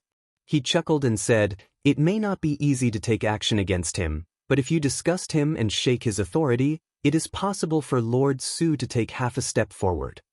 When he heard that he could take half a step forward, Su Yozhen's eyes immediately lit up. His voice trembled as he said, "What is Duke Yang's opinion? It can't be called an opinion. It's nothing more than the truth." Yang Chendong said with a smile and pushed a stack of papers in front of Su Yozhen. "Lord Su can take a look. These are all evidence of Yu Shiriwei's corruption and perversion of the law." The thick stack of papers recorded all the mistakes Fu Shiriwei had made when he was an official. The earliest one was recorded 10 years ago. Looking at this, Su Yozhen's forehead couldn't help but break out in a cold sweat. Who was this Duke of Loyalty and Courage? How could he find out so many things? Yu Xiong's matter had only just happened, but he had already made sufficient preparations. It was obvious that this wasn't done in a day. It was very likely that this was prepared long ago. In other words, this Duke of Loyalty should have some understanding of each of the ministers, and should have investigated the past of all of them. Didn't that mean that some of his weaknesses were in this person's hands? At this moment, Su Yozhen suddenly felt a sense of fear towards Yang Chendong. His current achievements were all due to this person. If one day he offended him, he was afraid that he would lose everything at any time. These papers allowed Su Yozhen to see how terrifying Yang Chendong was. When he spoke, he was naturally a lot more cautious. "Yes, Duke Yang. With these things, it is enough to make you Shangshu uncomfortable." But still, he was promoted not long ago and has the trust of Emperor Daizong. If you want to take action against him, I'm afraid. Without waiting for Su Yozhen to finish, Yang Chendong said, "Isn't Lord Su also deeply trusted by the emperor? Furthermore, we are only trying to sway him, not take him down. If we do well, I believe that Lord Su will have no problem becoming the left assistant minister from the Ministry of Personnel to the Ministry of Justice." Su Yozhen sucked in a breath of cold air when he heard this, and his expression became much more nervous. Right now, he was the right assistant minister of the Ministry of Personnel. Even though his official position was the same as the left assistant minister, He Wenyuan, he was still half a step behind. For example, if the current Minister of Personnel, Wang Zhi, stepped down, logically speaking, He Wenyuan would take over his position and not Su Yozhen. This was the direct difference between the right assistant minister and the right assistant minister. In other words, even though the position of the left assistant minister was still a rank 3 official, in reality, he had the possibility of taking a step forward and becoming a minister. It was no wonder that he was so excited when he heard this. Is this possible? Su Yozhen asked with a trace of uncertainty. However, his eyes were fixed on Yang Chendong, as though he was afraid that he would say the word impossible. Why is it impossible? With a smile on his face, Yang Chendong took out a piece of paper and handed it to Su Yozhen. These are some of the things that the current left assistant minister of the Ministry of Justice has done. It shouldn't be difficult to take him down based on this. As for whether Lord Su will be able to get what you want, that will depend on your own methods. You should know that if I were to step in, it would only produce the opposite effect. Of course, I will not do nothing. Here are 1,000,000 taels of silver notes. You can exchange them at the Yang family's bank anytime. This can be considered as a congratulatory gift for Lord Su's promotion to the left assistant minister of the Ministry of Justice. A stack of silver notes was pushed in front of Su Yozhen just like that, along with 2 thick pieces of evidence.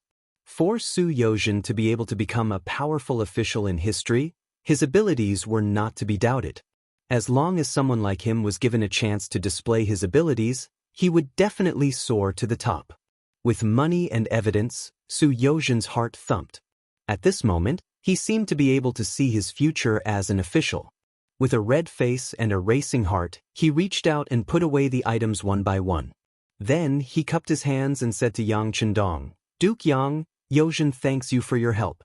In the future, your needs will be my needs."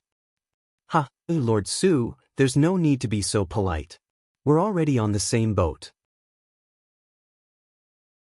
As long as I'm fine, I can guarantee Lord Su's safety and prosperity."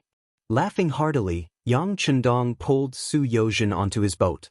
He believed that with the evidence of the 2 officials, Su Yozhen wouldn't have the courage to fall out with Yang Chendong.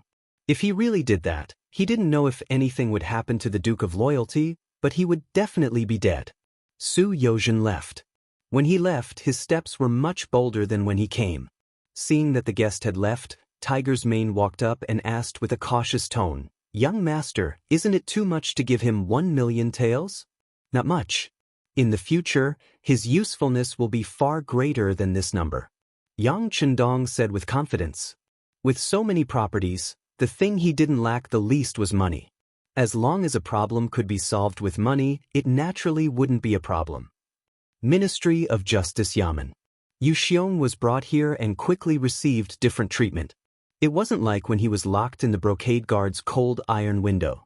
Instead, he was in a clean and tidy single room, and there was food and drink available. What kind of joke was this? The grandson of his immediate superior was locked up here, so he should enjoy special treatment. Not to mention, until now, the case hadn't been determined. As soon as Yu Xiong appeared here, he was no longer in the sorry state he was in when he was caught by the brocade guard in the morning. Instead, he ate lavishly and threw all his worries to the back of his mind. His grandfather wouldn't leave him alone. After knowing this, he could rest assured. Lu San, who was caught together with him, received inhuman treatment in the prison of Ministry of Justice. He had basically been tortured by all kinds of torture. A layer of his skin had been peeled off, so he changed his statement and took the responsibility of dealing with Madame Snow alone. After Lu San changed his statement, Yu Xiong basically had nothing to do. He just needed to wait for the case to be settled, and then he could go home openly and continue to be a tyrant.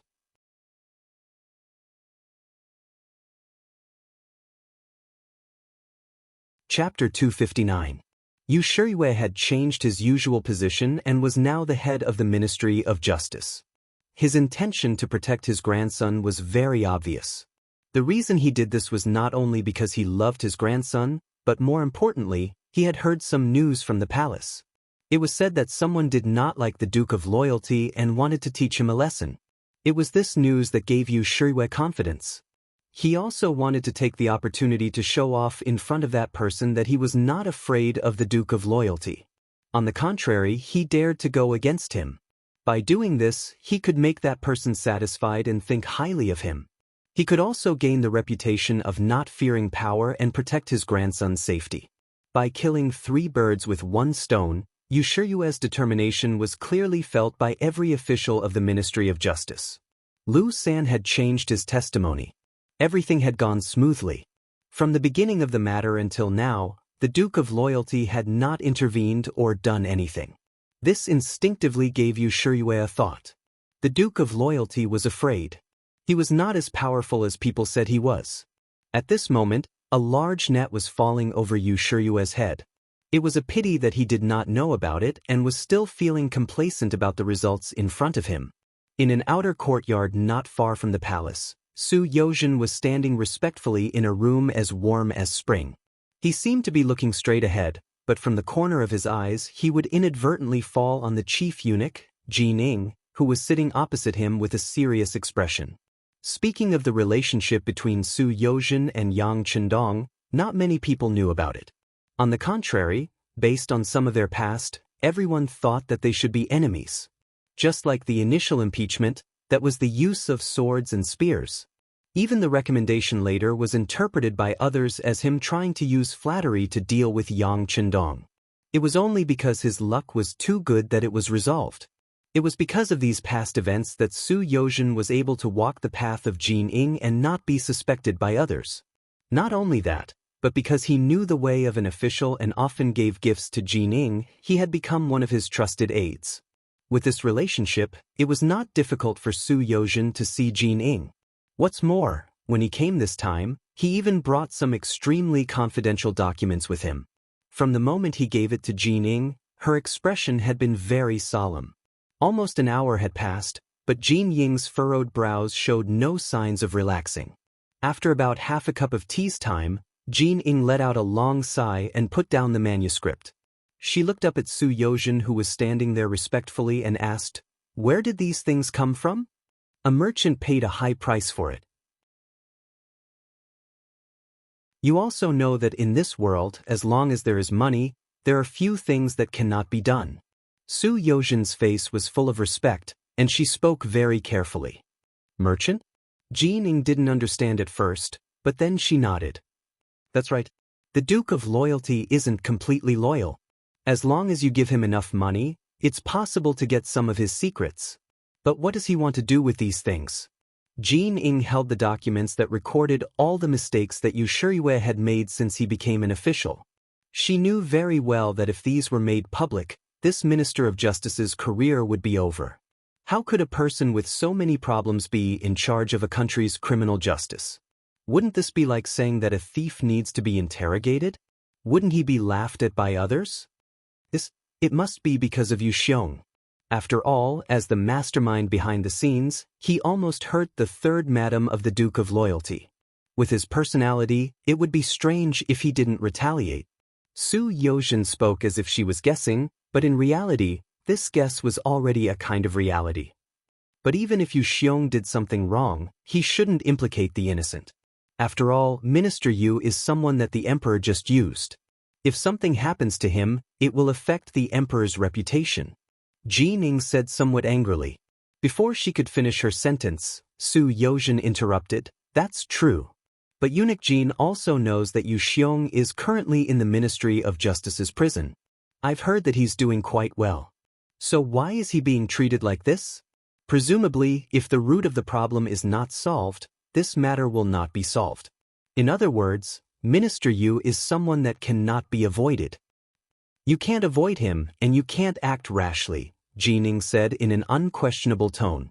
As the Emperor's trusted aide and the head eunuch, Jin Ing could not have everything she had now without the Emperor's support.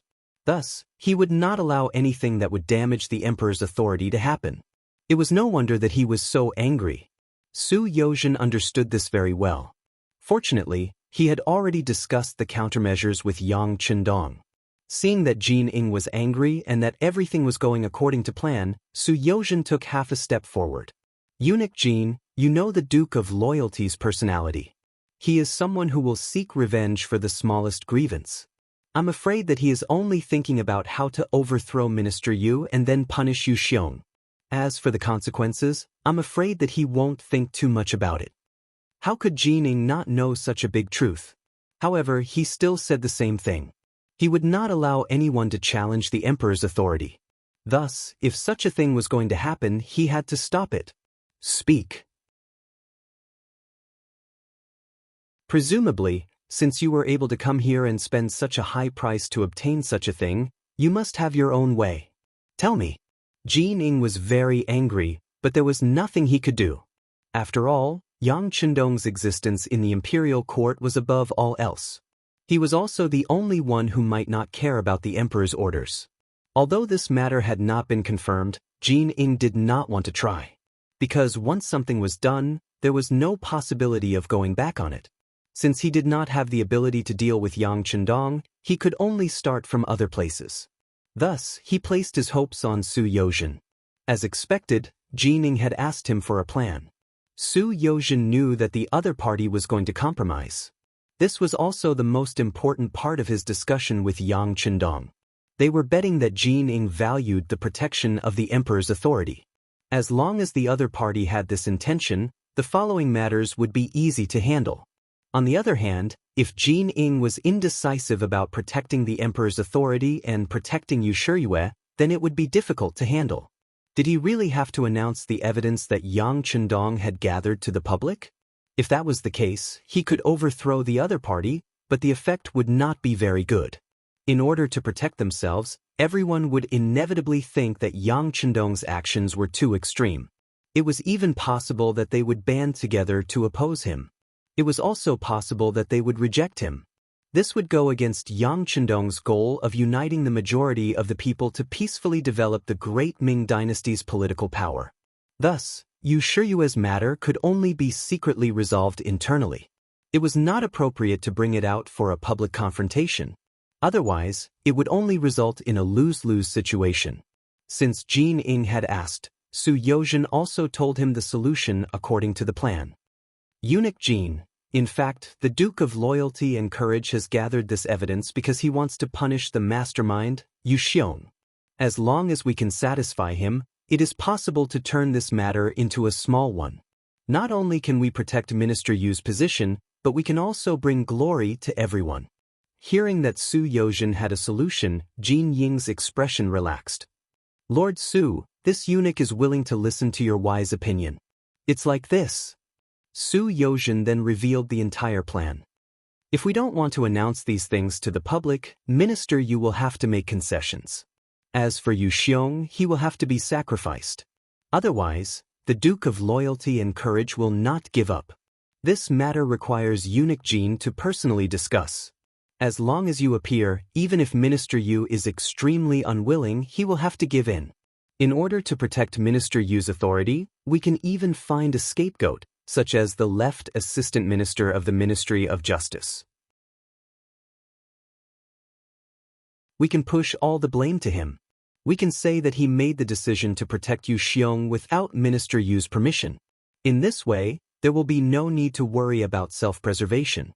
Wouldn't it be better to have a reputation for being fair and honest?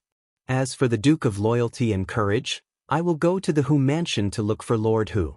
As his father-in-law, the Duke of Loyalty and Courage will definitely give me face. Think about it. Third Madam was the one who almost got hurt. Now that the father of the legal wife has appeared, if he still doesn't give up, he will have offended the legal wife because of Third Madam. I think the wise Duke of Loyalty and Courage will know how to choose. Jin Ing nodded repeatedly. Su Yozhen's suggestion was indeed feasible. It could protect the emperor's authority and protect Yu Shiyue's high position. It could be considered an explanation to both sides. However, he was still somewhat suspicious of Hu Zhangning's appearance. Lord Su, are you sure that procurator who will speak up for us?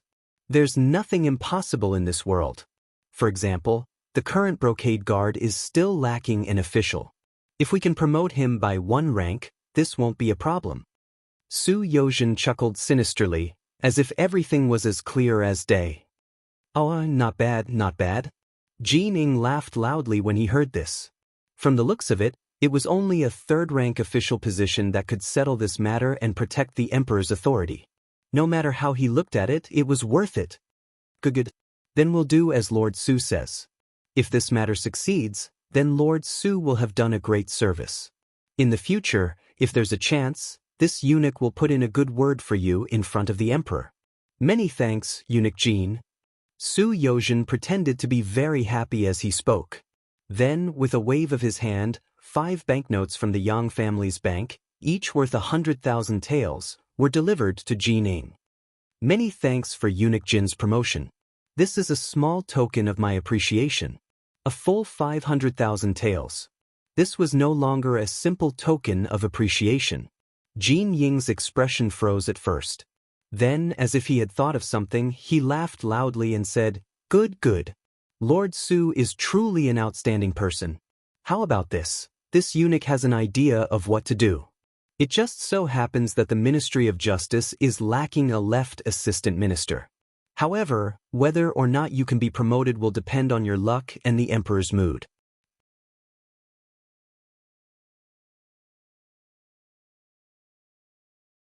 Chapter 260.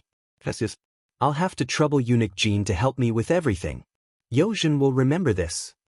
Su Yozhen appeared to be overwhelmed by the favor, but her heart was already blooming with joy. He knew that if Jin Ing could directly request for a position, it meant that the matter was at least 70% complete. Acting as a middleman and paying 500,000 taels of silver to obtain the position of left assistant minister of the Ministry of Justice was originally planned by Yang Chendong. It was also a part of his plan. He even had to do this. Even if he couldn't obtain the position, he still had to state his request. Otherwise, why would a person meddle in other people's business? If there were no benefits at all, his original intentions would be suspected by others.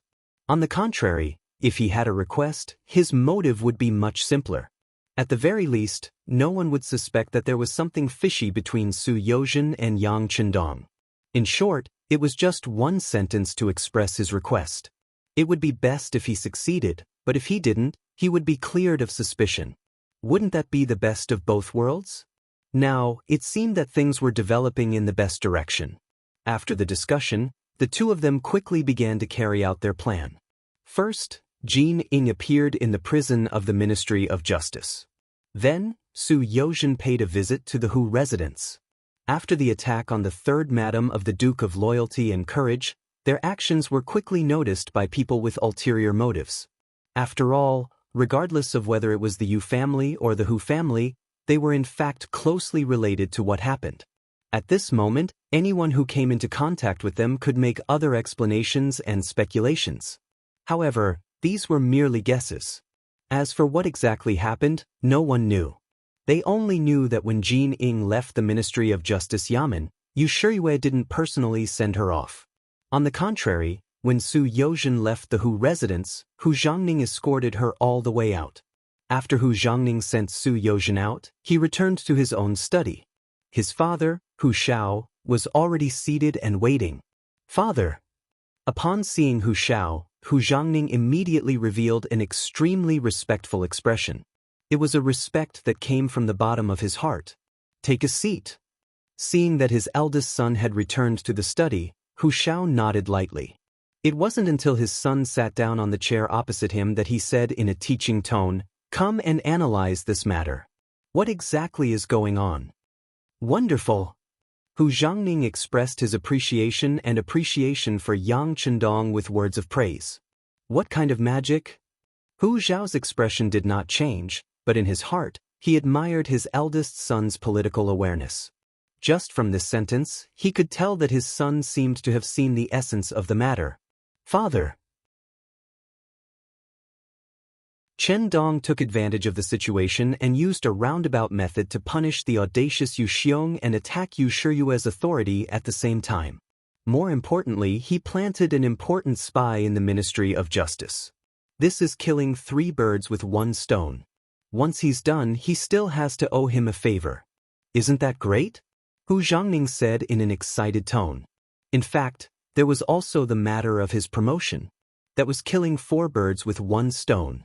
However, Hu Changning was not fond of publicity, so he purposely left out one thing. Not many people knew that Su Yozhen was Yang Chendong's subordinate, but Hu Xiao and Hu Zhangning knew. They even knew that this person's impeachment and subsequent recommendation had been ordered by Yang Chendong. That was why this person had been promoted like a rocket. However, although he was the right assistant minister of the Ministry of Personnel and seemed to hold a high position, his usefulness was very limited. This was because both the Minister of Personnel, Wang Zhi, and the left assistant minister, He Wenyuan, had a good impression of Yang Chendong. In this department, there was no point in assigning more people. It was inevitable that someone would jump out.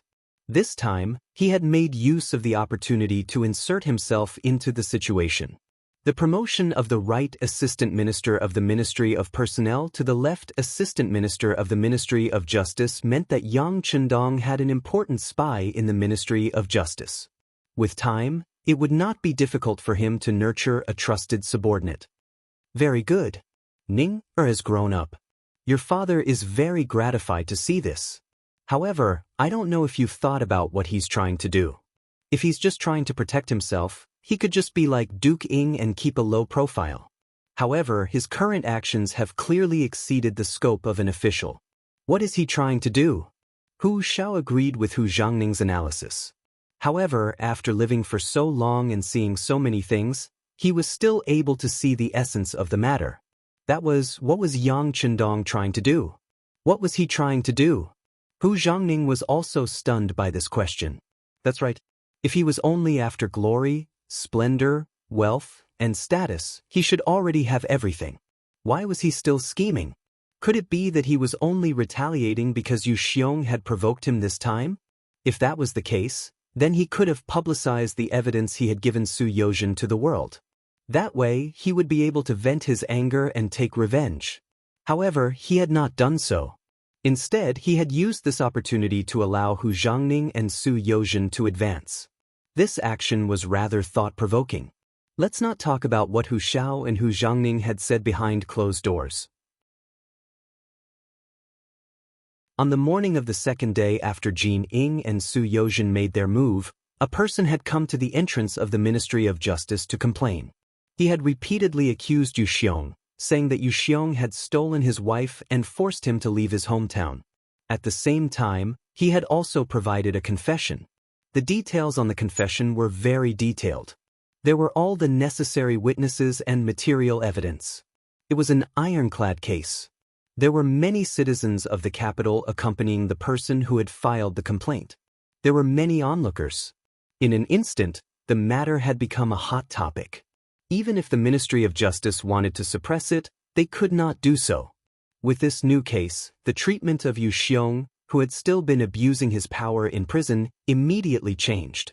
He was moved from a single cell to an ordinary cell. Not only were there many prisoners there, but the smell was also very unpleasant. Faced with such an environment, Yu Xiong was naturally puzzled. He shouted out his identity. "My grandfather is the Minister of Justice. How dare you treat me like this?" It would have been better if he had not said this. As soon as he said this, the prisoners in his cell looked at him with even more ferocious gazes. Some of these people had been wronged and had not been able to find an outlet to vent their anger. Yu Xiong's shout was equivalent to giving them a chance to vent. How could they let go of this opportunity? They would first give him a good beating. In just 3 days, the dust had settled on Yu Xiong's case. Even Yang Chendong had not expected that Yu Xiong would confess many things that no one knew about when he was being tortured by the Ministry of Justice. Among them, there were 3 women who had died at his hands. Because he had done it secretly and had thrown their bodies into the river after the incident, they had sunk to the bottom of the river, so that no one knew about it. Now, the spineless Yu Xiong saw that no one was shielding him. Unable to bear the punishment, he had confessed everything. Originally, he had thought that the punishment would not be heavy enough to sentence Yu Xiong to death. He had even needed Lung Feng to secretly take action. But now, with these 3 lives, the newly appointed left assistant minister of the Ministry of Justice, Su Yozhen, immediately sentenced them to death. Once this matter was out, the people of the capital all clapped and cheered. While they rejoiced at the end of the evil tyrant's life, they also sighed at Minister Yu Shiyue's impartiality and Lord Su Yozhen's righteousness in punishing evil. Yu Xiong was dead. He had died on the execution ground. However, Yang Chendong had already thrown this matter to the back of his mind. In his eyes, Yu Xiong was just an ant. Killing him was not enough to make him feel any pride. However, with this person's death, it was likely that other people who wanted to harm him would have to think twice before acting. They would have to think about how tough their necks were and whether they would be able to escape death after making a move. Yu Xiong's matter was just a small interlude. He was the kind of person who sought his own death. Yang Chendong's current focus was on the Yang Family Academy and the construction of the Great Ming's new army. After receiving the 2 million taels of silver, Shi Heng and Jin Ying each embezzled 300,000 taels of silver.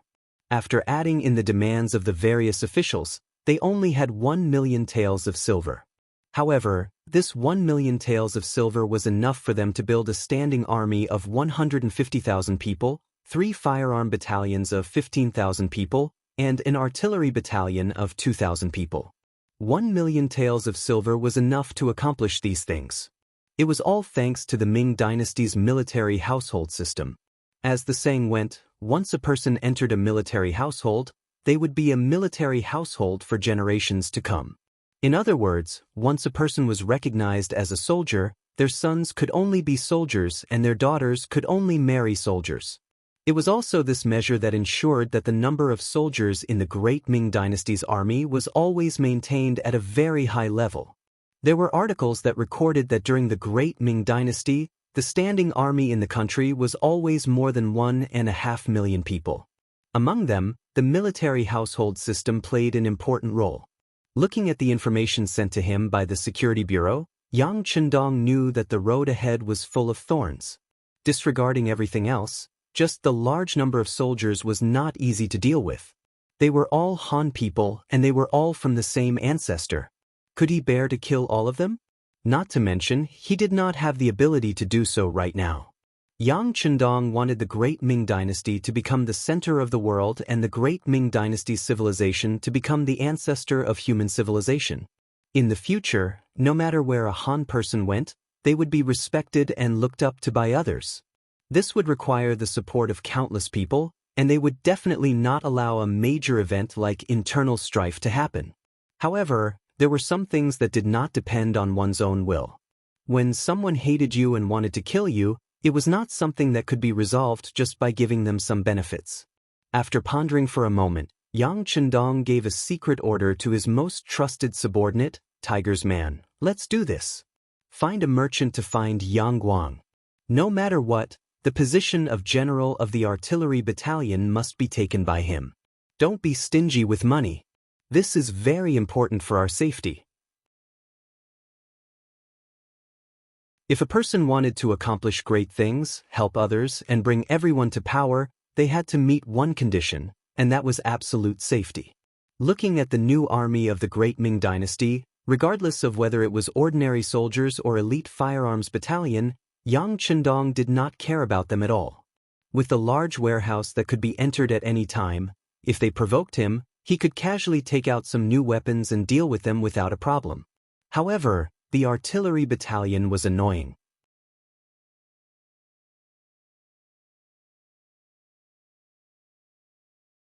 Chapter 261. After all, Yang Chendong was a mortal, and the Yang Manor was not an impenetrable fortress. If the artillery battalion really set their sights on him, the consequences would be unimaginable. This was the most annoying thing. Yang Chendong had come into contact with Yang Guang a few times and found that he was a man of few words. However, he was a loyal and considerate person who valued loyalty greatly. If Yang Chendong could spend some money to befriend him, he could at least warn him in advance, even though he couldn't make him disobey the orders of his superior or even the acting emperor at a critical moment. This way, he would have more time to react and an additional layer of protection for his life. Tiger's mane nodded after receiving the order. Young master, don't worry. I'll go to the security bureau and find a clever person to disguise himself as a wealthy businessman to support Deputy Commander Yang. But young master, our men have discovered that guard Captain Ike Shang is wantonly moving through the capital. I've heard that he's spent a large sum of money, and our men have learned that he's already heading for the sea. It seems like he's planning to return to Japan and get reinforcements.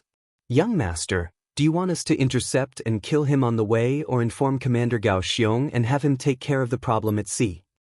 No need. Let him do as he pleases. Also, inform Gao Xiong and tell him not to make things difficult for the messenger. If it's necessary, you can say some words of support, but don't take any practical actions. Speaking of this issue, Yang Chendong's face regained its indifferent smile.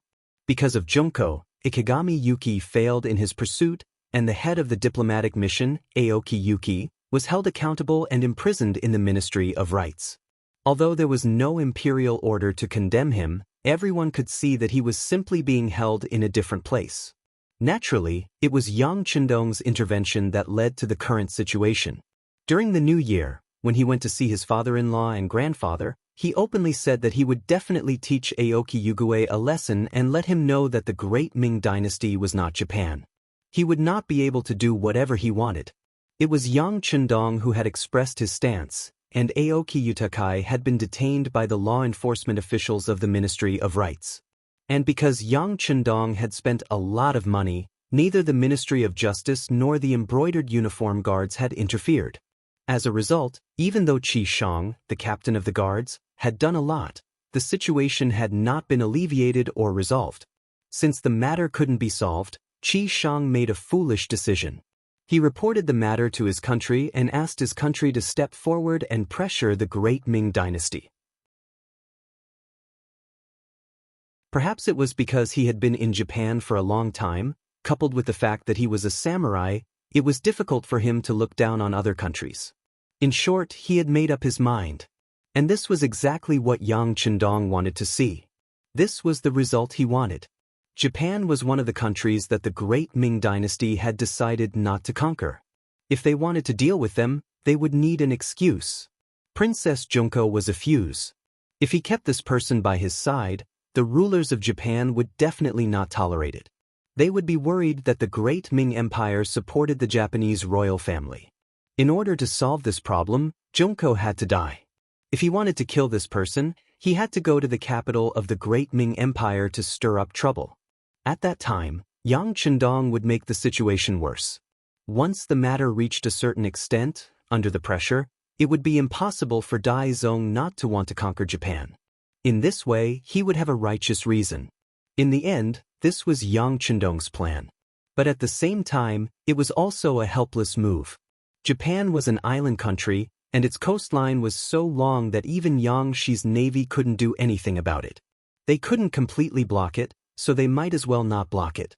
Let them take the initiative to cause trouble, and then fight back openly. Tiger's mane didn't quite understand Yang Chendong's words. But out of absolute trust in the young master, he nodded happily. Okay, young master, I will give the order to Commander Gao Xiong in your name. Soon after the new year, the snow and ice in the capital began to melt. After the spring breeze, everything began to recover, and the land began to see green again. The weather became warmer and warmer, and the people in the capital began to take off their winter clothes. They changed out of their bulky cotton robes and walked on the streets.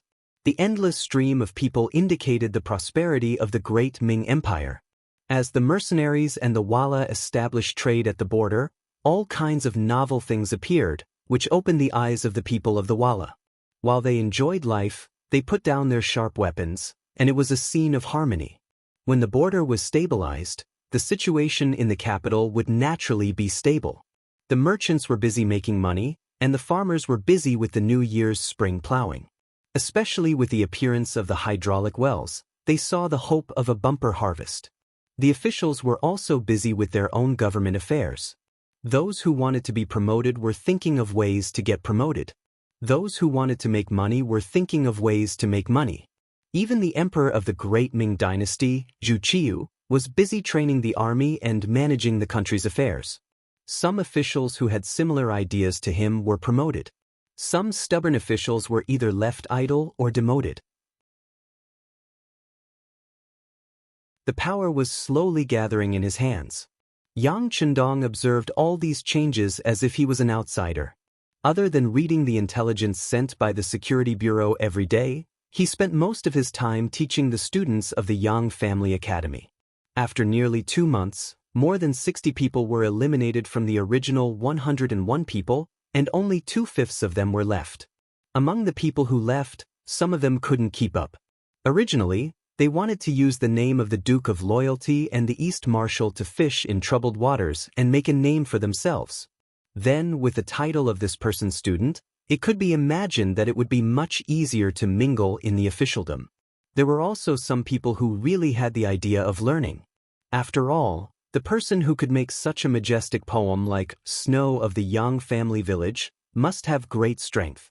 But when they really learned it, they knew that he taught more about numbers, physics, chemistry, and science.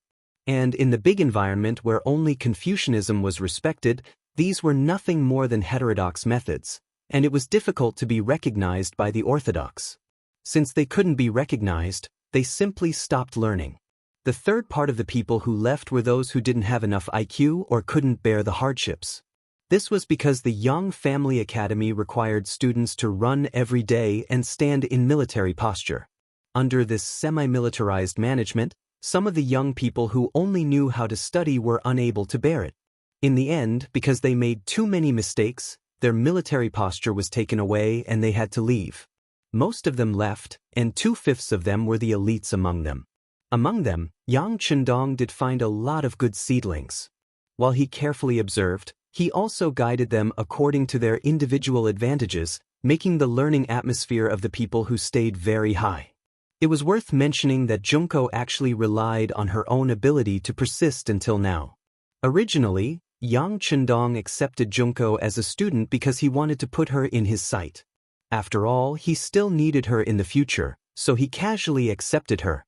When he made this decision, he was also prepared to let her go and force her to stay if she couldn't hold on at any time. But unexpectedly, although Junko was young, her body was full of tenacity, and she was one of the best in all kinds of assessments and studies. Not only did she not rely on Yang Chendong to stay, but she also became a goddess in the eyes of many men. More than half of the male students secretly liked her, including Wang Si, the grandson of the minister of the Ministry of Personnel, Wang Ji. Junko's fluent Mandarin, coupled with her beautiful face and lively personality, made Wang Si unable to extricate himself. Junko clearly knew all of this, but she didn't point it out. She didn't agree or disagree, but instead kept a distance from the people who liked her.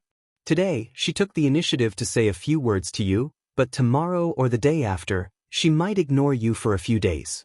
This kind of performance had once caused many male students to be unable to study normally. Humph! This is their innate charm. After hearing Tiger's Mane's report, and thinking of the things they produced in the future, and the Aoi people who were often mentioned by Chinese men, this Junko was obviously their ancestor.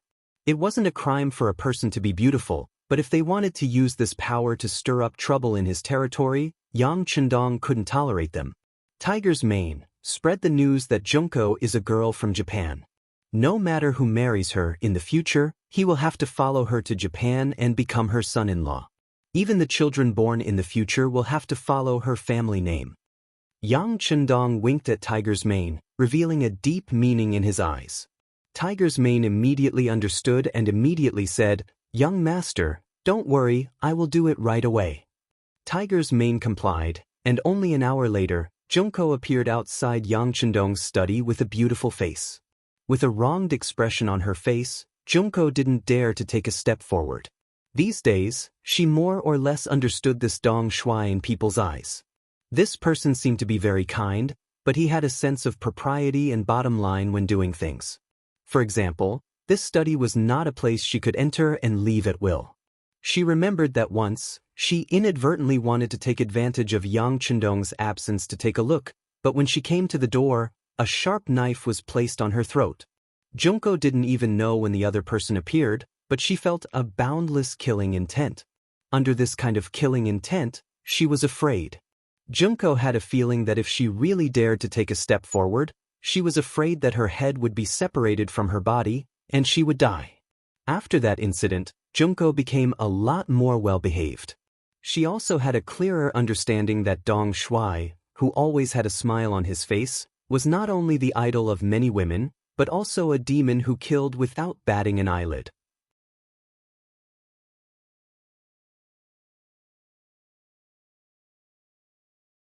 Chapter 262. Logically speaking, after knowing that he was a devil, the most important thing to do was to leave. Captain Kobayashi had told her more than once that he didn't find anyone watching her, but for some reason, Junko didn't want to leave. Whenever she was about to make the decision to leave, Yang Chendong's smiling face would often appear in her mind, and that smile would make her linger back and forth. So she always found various reasons to persuade Kobayashi and herself to stay in the Yang family manor and the Yang family academy day after day. Staying in the Yang family academy was the happiest time of Junko's life. Here, she not only enjoyed equal treatment with everyone, but also didn't have to pay attention to any rules when interacting with people. On the contrary, she could also learn some new knowledge that she had never heard of before, or even thought of before.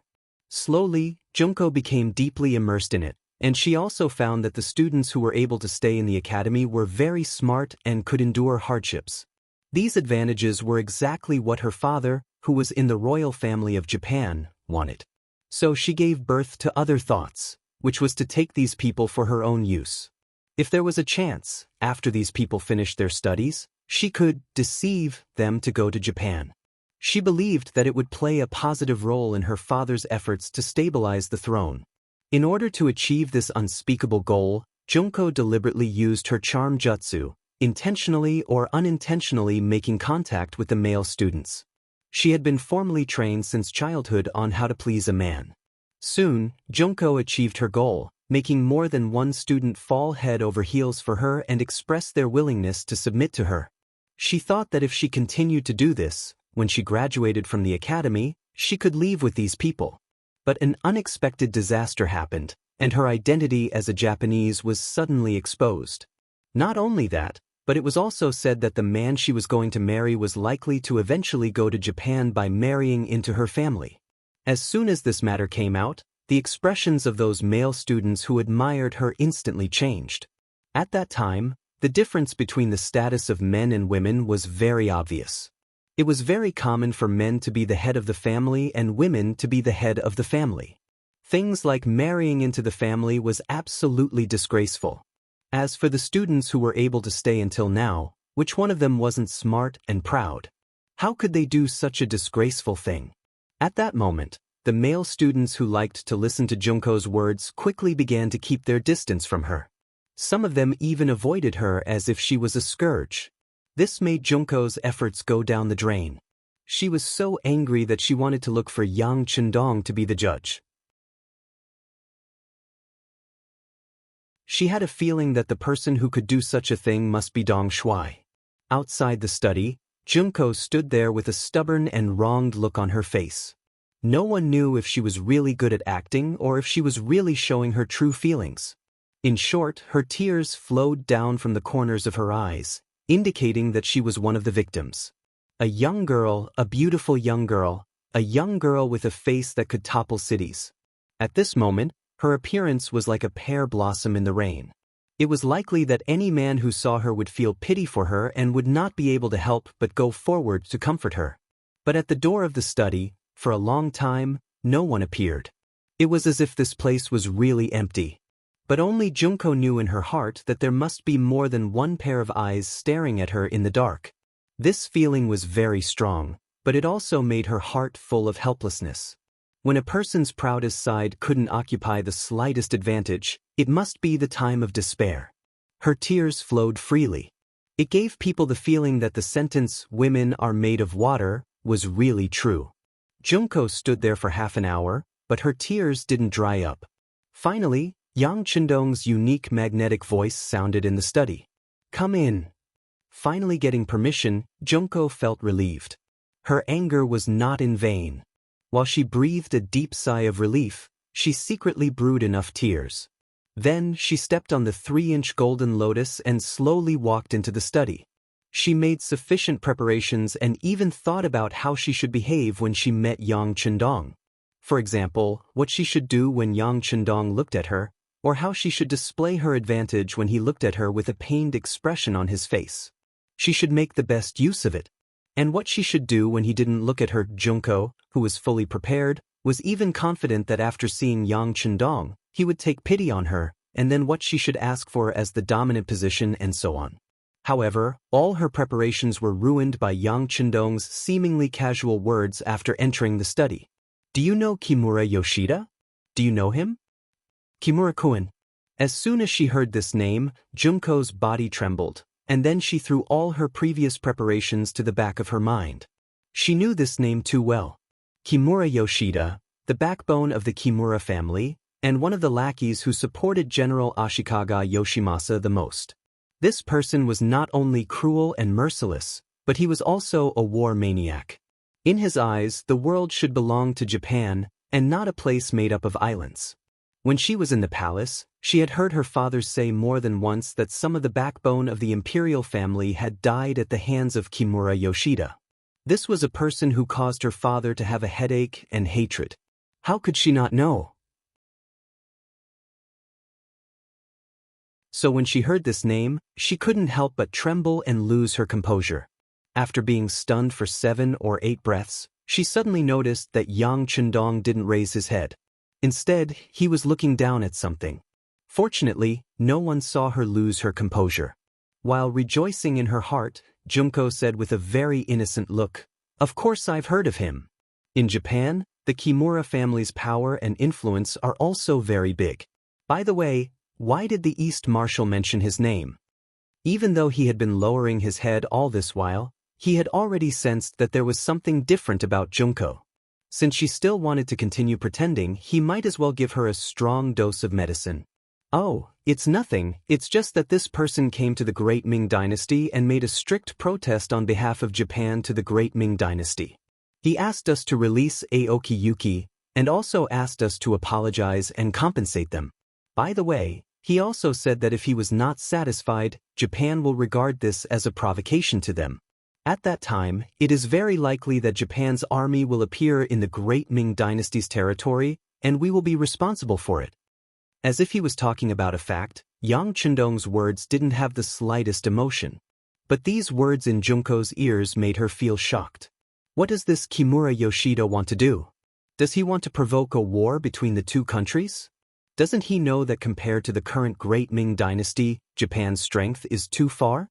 Doing this is simply throwing an egg at a rock, and more importantly, it will put herself in danger. Imagine, if Japan really dares to go to war with the Great Ming Dynasty, as the princess of the Japanese imperial family, it is obvious what the result will be. She was shocked by Kimura Yoshida's viciousness. Since the other party came, it is impossible for him not to know that she is in the Great Ming Dynasty, but he still did this.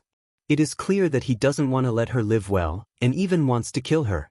While Junko was still imagining various possibilities in her heart, Yang Chendong continued to say, "Hey, you are also a Japanese, you should know the gap between you and the Great Ming Dynasty.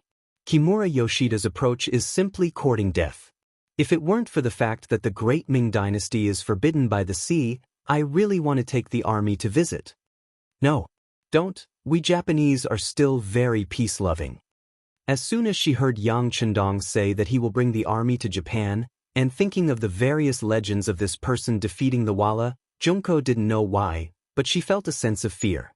When he heard Junko say that the Japanese are peace-loving, Yang Chendong had a feeling of wanting to laugh in his heart.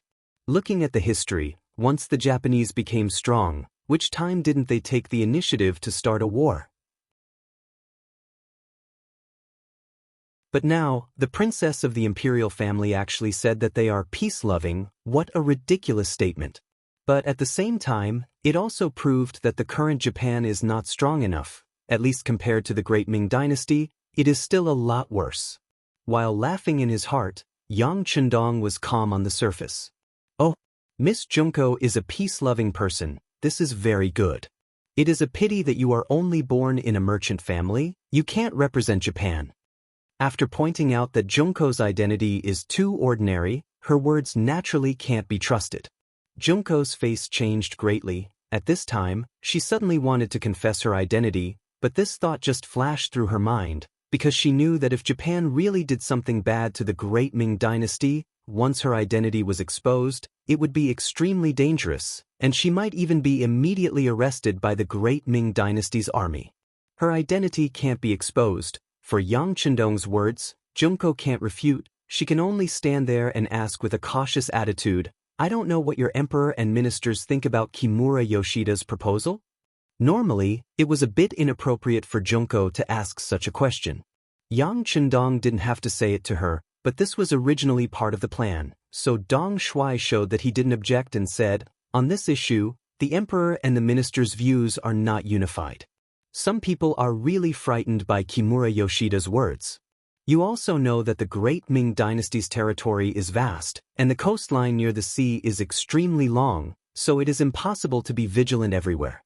If Japan really attacks in places where we are not prepared, it will be a real headache." So some ministers proposed to release the former head of the envoy, Aoki Yuki, and hand you over.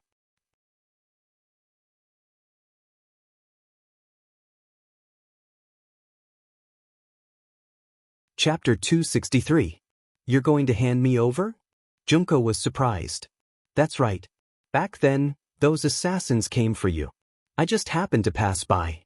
If we want to compromise, of course, we will hand you over to the Japanese. Sigh, I was wondering how you offended them. It looks like they won't give up until they catch you. Yang Chendong asked curiously. He didn't mention that Junko was the princess of Japan. He wanted to see how long she could hide it. When she heard Yang Chendong say that the great Ming was not only prepared to compromise, but also wanted to hand her over, Junko's face turned pale. No, they hate my family. Once they catch me, they will kill me. As she spoke, Junko had already walked to Yang Chendong's side. She reached out and grabbed his arm. Her eyes were filled with a pitiful look. Don't, I will faint if you continue like this. The two of them were very close to each other. Yang Chendong could already smell the fragrance of Junko's body. He enjoyed the feeling very much, but he still said, "You don't have to be too anxious. What I'm saying is just the opinion of some of the ministers. Some of them think that we shouldn't compromise with Japan. If they want to cause trouble for us, we'll open up the Forbidden Sea and send an army to Japan. We'll teach them a lesson and let them know who they can't afford to provoke." When Yang Chendong said her father's name, Junko's face changed. No, the emperor will not make trouble for the great Ming. There must be some villains behind this. You must investigate this thoroughly. How do you know that the emperor won't make trouble for the great Ming? You are not a member of the imperial family. Yang Chendong asked with a surprised expression. When Junko heard these words, she couldn't help but open her mouth to defend herself. However, just as she opened her mouth, she quickly closed it again. Yes, it's just my guess. When I was in the country, I heard from my father that the emperor is an emperor who doesn't like war. I don't think he will take the initiative to start a war with the great Ming. Oh? So it was just hearsay? Unfortunately, it seems that what you heard is not true. Kimura Yoshida has already arrived, and he has already expressed the intentions of your emperor. The way I see it, this war might start soon. Yang Chendong shook his head and expressed his opinion. Junko was very anxious at this moment, and she was cursing Yang Chendong's stupidity in her heart. The outside world said that Dong Shuai was smart, but now it seemed that he was just SOSO. He actually mistakenly thought that the Emperor of Japan wanted to go to war with the great Ming dynasty. What a stupid idea. At this time, Junko really wanted to open Yang Chendong's head and see what he was thinking. Once again, the thought of exposing her identity popped up in Junko's mind. She opened her mouth but didn't say anything in the end. She didn't know what would happen if she revealed her true identity. She didn't dare to take the risk. On the contrary, she believed in herself more. She decided to leave Yang Village immediately and find a way to go back to Japan to see her father. Kimura Yoshida's coming to the great Ming dynasty was simply a conspiracy to overthrow the royal family. General Ashikaga Yoshimasa clearly wanted to use war to mobilize the emotions of the entire country. Only in times of war could a general have more power and do many things that he couldn't do in normal times. Junko originally wanted to ask who revealed that she was Japanese, but because of the appearance of Kimura Yoshida, she was no longer in the mood to care about these trivial matters. After leaving Yang Chendong's study somewhat absent-mindedly, she went to Captain Xiao Lin's room. When he saw the princess take the initiative to appear, Kobayashi was naturally very happy, but when he saw Gong Yan's face as if she had been bullied, he couldn't help but say angrily, "Princess, who bullied you? Tell Kobayashi, I will teach him a lesson." Both of them spoke in Japanese, so they weren't afraid of being eavesdropped. Only at this time could Junko be completely relaxed. "Kobayashi, don't be agitated. No one bullied me. I just got the news that Kimura Yoshida is here." Junko then told Kobayashi the news she got from Yang Chendong in detail. When he heard that Kimura Yoshida was here and threatened the great Ming dynasty, Kobayashi immediately said angrily, "Princess, don't be afraid. I will personally kill this person tonight. As long as he is dead, all the problems will be solved." Junko shook her head decisively after hearing that. She didn't believe that Kobayashi could kill Kimura Yoshida with his strength. Since he was here, security was naturally the most important thing. Even if the emperor of the great Ming dynasty didn't have a definite result, he would send a large number of troops to protect him. Kobayashi alone couldn't do it. Junko's mind was still clear, and she had a clear understanding of the situation in front of her. It was precisely because of this that she didn't agree to Kobayashi's request. Instead, she said, "Kobayashi, you can't do it. It's too risky. This princess has decided that you will protect me and leave here. Then we will find a boat to leave the great Ming dynasty and return to Japan. I will tell everything to my father. Then he will have a way to solve the current situation." Junko said firmly. She decided to leave Yang village and the great Ming dynasty, not because she was afraid of death, but because she didn't want to see Kimura Yoshida's conspiracy succeed. She needed to tell her father about it. She couldn't let him be kept in the dark. In the study, Tiger's Mane quietly entered and came to Yang Chendong. He whispered, "Young master, Miss Junko went to find Kobayashi and now she has returned to her room. Our people have noticed that Kobayashi has gone to bed. It's daytime now and he's already sleeping. It seems that he wants to take action at night. What do you think?" Yang Chendong smiled. This Junko was a decisive person. It was a pity that she was a girl. If she was a boy, the future of Japan would be in her hands. Yang Chendong guessed that there would be a lot of changes. "Young master, don't worry. She can't run away." Tiger's Mane patted his chest and promised. He had to stay in Yang village every day. Although there were a lot of things to do, he rarely had the opportunity to do it. Now that there was finally someone who wanted to test his sword, how could he not be excited? Jingqing, Ministry of Rites Yamen. Kimura Yoshida, who was not tall and had a standard Japanese beard, walked out of the Ministry of Rites Yamen accompanied by Ikegami. As he walked, he grumbled. It could be seen that he was very angry at this moment. "Kimura-kun, please calm down. The Ministry of Rites' attitude has always been bad. All of this is related to the Duke of Loyalty." Ikegami saw the murderous look on Kimura's face. He was afraid that he would be implicated, so he quickly targeted Yang Chendong. "Baka, who the hell is that Duke of Loyalty? How dare he be the enemy of Japan? Does he want to die? And Ikegami, you really disappoint me. The country spent so much effort to cultivate you. Why can't you deal with a Han?" Kimura Yoshida was indeed full of anger, and this time he vented all his anger on Qisheng. Ikegami quickly bowed his head and admitted his mistake. The concept of hierarchy in Japan was very strict. As a subordinate, he must unconditionally obey the orders of the superior. Even if he knew that it was wrong, he had to carry it out. Obviously, the great Ming dynasty system was far inferior to Japan's. Seeing that Ikegami's attitude was good, Kimura Yoshida's face was not as serious as before. "Let me ask you, is the princess still in Yang village?" "Yes, we have been watching outside, but we didn't see her come out." Ikegami nodded his head vigorously again and replied. Very good, tonight, we will catch the princess and massacre the young village. Kimura Yoshida's face showed a ruthless expression. When he thought of the beautiful and young face of the princess, his whole body couldn't help but tremble. It was a precursor of excitement. Kimura-kun, please reconsider. When Ikegami heard that Kimura Yoshida was going to attack the young village, for some reason, Ikegami thought of the omnipresent mysterious gun that night. That was the first time he felt fear since he became a samurai. In fact, in his mind, there was nothing that could stop that advanced firearm at the moment. Seeing Ikegami's expression, Kimura Yoshida said with a look of disappointment, "What's wrong? Are you afraid? Ikegami, what you have done is a disgrace to the samurai of Japan."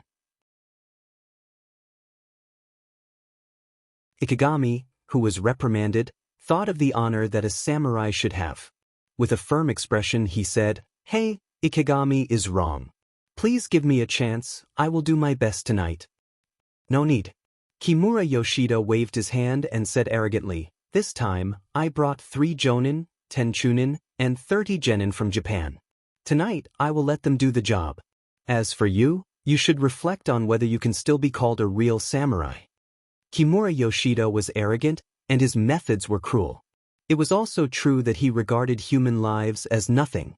However, it didn't mean that he was stupid.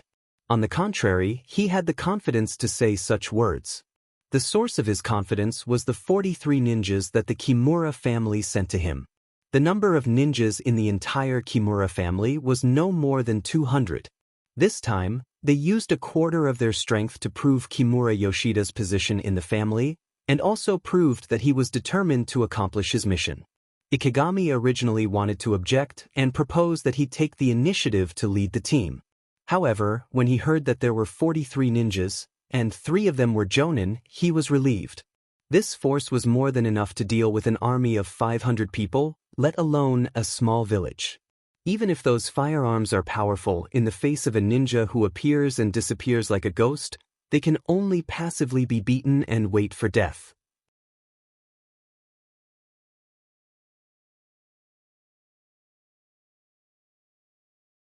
Chapter 264. At the back door of the courtyard where the Japanese diplomatic mission was staying, the waiter who came to deliver their meals as usual was suddenly asked to serve more than a dozen jars of high-concentration wine. This sudden situation was quickly sent to the secret agents of the Security Bureau, who then sent it to Director Yang San. Then, it was sent to the most confidential study in the inner courtyard of the Yang Manor. More than a dozen jugs of high-concentration wine. Hearing this sudden news, Yang Chendong fell into deep thought. In his previous life, he had fought with a lot of Japanese intelligence personnel, including some high-level ninjas. At that time, he naturally saw a lot of information about them, and one of them was that as a real ninja, they needed a lot of high-concentration wine before making a move. First, it was used to boost their courage before killing, and second, it was used to clean the ninja sword. In the eyes of a real ninja, the ninja sword was like a second life and was extremely sacred. Before using the sword, it was necessary to wipe it clean. This was originally a custom and also a kind of respect. If it was just ordinary wine, even if the amount was a little bit more, it wouldn't be a problem, because there were many explanations, and it didn't necessarily mean that they wanted to do something. But to ask for so much high-concentration wine, it was almost beyond the limit of human drinking. Under such circumstances, Yang Chendong couldn't help but think about it. In his mind, some of the history of ninjas came to mind. It seems that at this time, ninjas were very popular in Japan, and even many big families would train and cultivate ninjas from childhood. Such ninjas were loyal enough, and there was no need to worry about betrayal. So, is it possible that the Kimura family also sent ninjas? It has to be said that Yang Chendong's mind was really smart, and just from this small matter, he thought of a lot of possibilities. Tiger's mane, don't make a move on Junko and Kobayashi, let them go, we just need to follow from a distance, I think it may be very lively tonight. Yes, young master. When Tiger's mane heard the word, lively, the blood in his body spurted out, and he was afraid that if he didn't make a move for a long time, his bones would slowly solidify. Tiger's Mane went to make the arrangements. According to the young master's instructions, they couldn't bring too many people, but they had to be elite. As soon as he left, Yang Chendong turned and walked into the inner room of the study. Usually, without his permission, even Hu Yen and Tiger's Mane were not allowed to enter. It could be said that this was his absolute private territory. As soon as Yang Chendong entered, he turned around and disappeared, entering the large warehouse. Don't fight a battle you have no confidence in. It was often easy for big shots to fail in small gutters. In order to prevent such a thing from happening to himself, Yang Chendong would not have any thoughts of underestimating the enemy. Since he suspects that the other side may have ninjas, he has to make some preparations in advance just in case. Compared to the ninjas who have been treated as death warriors since childhood, his life is really different. Junko knew nothing about the measures Kimura Yoshida might take. She only knew that this person appeared in the capital of the Great Ming Dynasty, and she was no longer safe here. She didn't even tell Yang Chendong that the Kimura family raised ninjas, because she was afraid that the more she said, the more flaws she would leave, and eventually lead to the suspicion of the other side. After all, Yang Chendong was too tall in her heart, and too smart, even to the point of almost reaching the point of omnipotence. In the face of such a person, she had to be careful every time she said a word. After a seemingly long wait, it finally came to night. When the sky was completely dark, the people of the Yang village and the academy had dinner and entered the sleep mode. Kobayashi appeared in Junko's room like a ghost. Kobayashi, you are here. Did anyone notice you? Seeing Kobayashi suddenly appear in her room, Junko was surprised at first, and then asked with concern. Your Highness, don't worry, no one noticed me. I have been here for so long, and they no longer pay attention to me. Also, I have found a way to leave the village. There is a loophole when they change the defense. As long as we seize the right time, we can leave without anyone noticing. Kobayashi said confidently. But what he didn't know was that the so-called loophole was left by Yang Chendong early in the morning. He knew that no defense could be 100% safe, so he deliberately left an obvious loophole. Instead of letting the opponent deliberately find the loophole, it was better to directly give him a ready-made one, so that the opponent would not have other ideas. Although Junko was smart, she knew too little about these military matters, so she chose to completely trust Kobayashi. Well, Kobayashi, then let's leave. Yes, Your Highness, please follow me.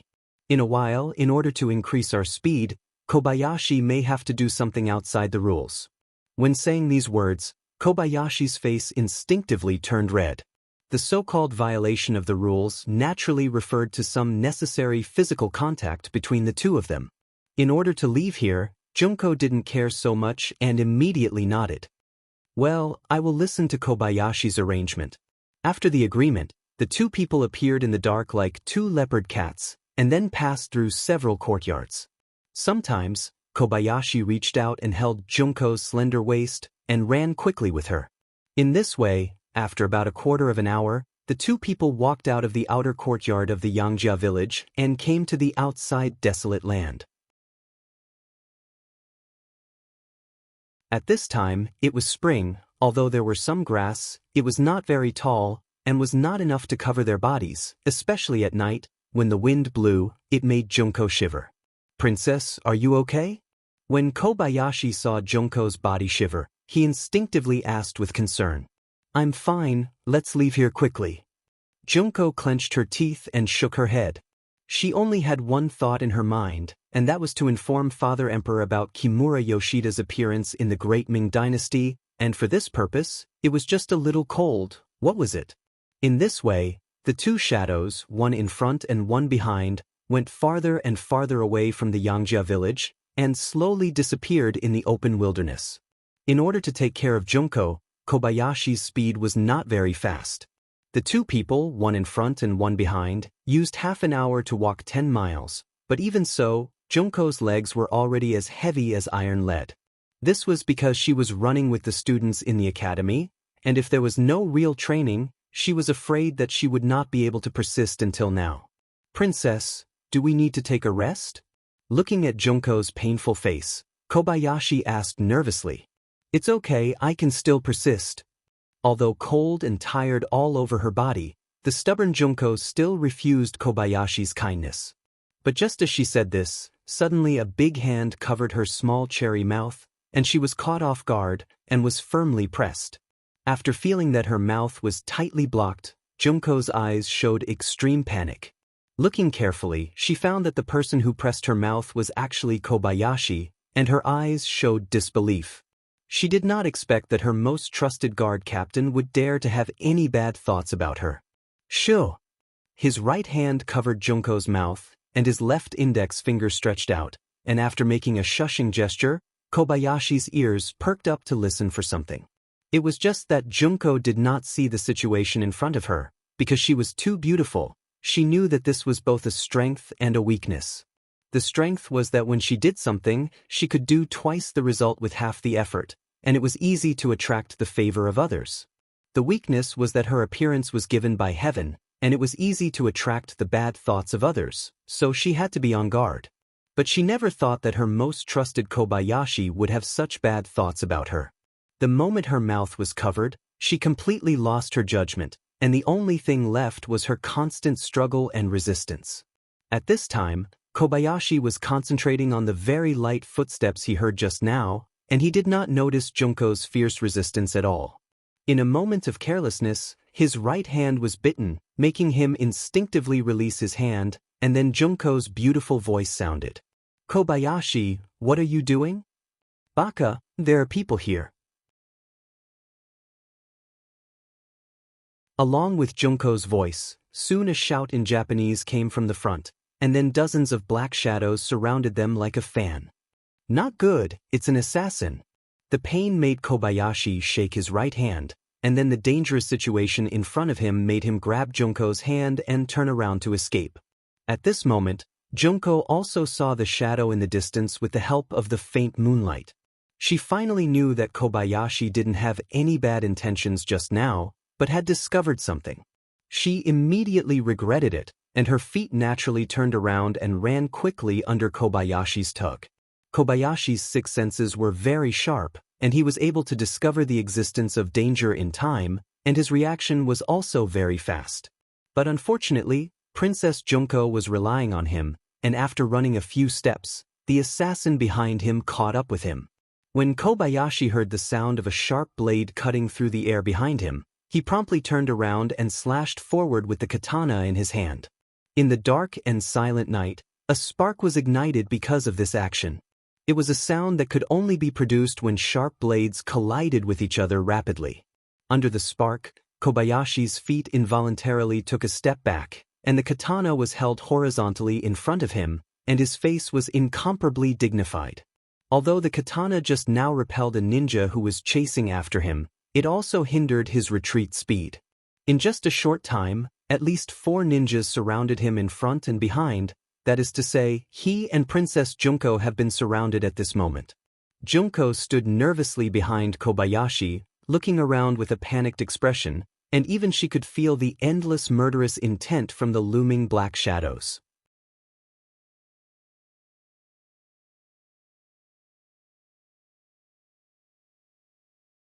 Chapter 265. Kobayashi, are we unable to escape? Junko's voice was filled with despair. Princess, don't worry. As long as Kobayashi is alive, I will never let anyone hurt you. Kobayashi didn't answer the question directly, but said with determination, well, maybe this is the will of God.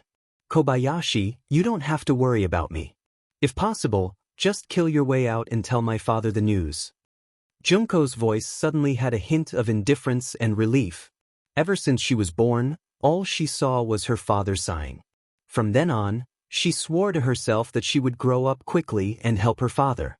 After so many years, she had been working hard for this goal. But in the end, she was still a woman.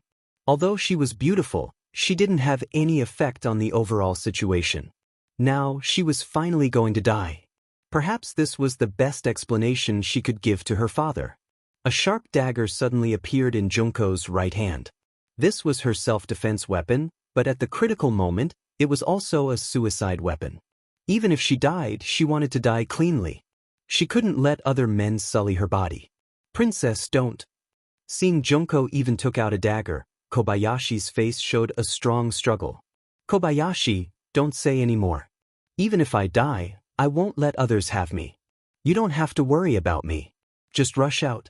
That way I can die in peace. Junko seemed to want to let Kobayashi rest assured. She decided to end her life in advance.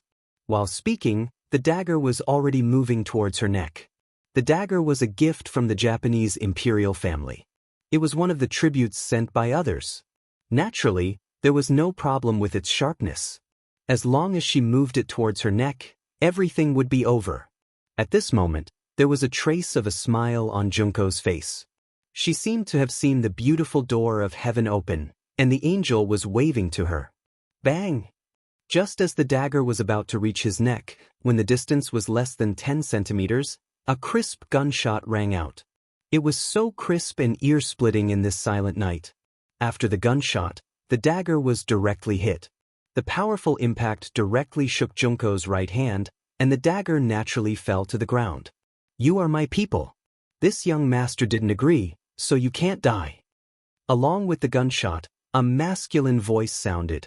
And from the direction of the voice, a group of mercenaries holding torches appeared behind Junko and Kobayashi. It's the East Commander. Upon hearing this voice and seeing this scene, Kobayashi couldn't help but exclaim. In the past, he hated Yang Chendong very much, because this person had stolen the heart of his goddess. If it wasn't for his lack of strength, he would have assassinated Yang Chendong long ago. But now, his thoughts were completely different. At this moment, Yang Chendong's appearance was undoubtedly a savior who could save his goddess from the hands of death. Even Kobayashi was so excited, let alone Junko. The dagger fell to the ground, and her palm was bleeding. All of this could no longer attract Junko's attention. There was only one sentence in her mind. You are my people. This young master didn't agree, so you can't die. What does he mean? What does he mean by I am his people? Isn't he worried about my identity as a Japanese? The other men of the great Ming dynasty avoided her. Does he dare to face the difficulties head-on? What is he thinking? During the day, her identity was made public, and Junko's image and status in the Yang family academy fell by 1,000 miles. Those men of the great Ming dynasty who used to pursue her all expressed that they were thousands of miles away from her, which made Junko very sad. It also made her understand that with her identity, she could only marry the great Ming dynasty's royal family as a concubine and become a dispensable vase. But it was absolutely impossible for her to live with a man of the great Ming dynasty. Not for anything else, but because she was a Japanese. At that time, under the relatively backward and feudal thinking, no man of the great Ming dynasty would dare to marry her. It was because she couldn't see any hope and knew that Kimura Yoshida was coming that she made the decision to leave the Yang family village. Although she was very happy living here, she would never belong here.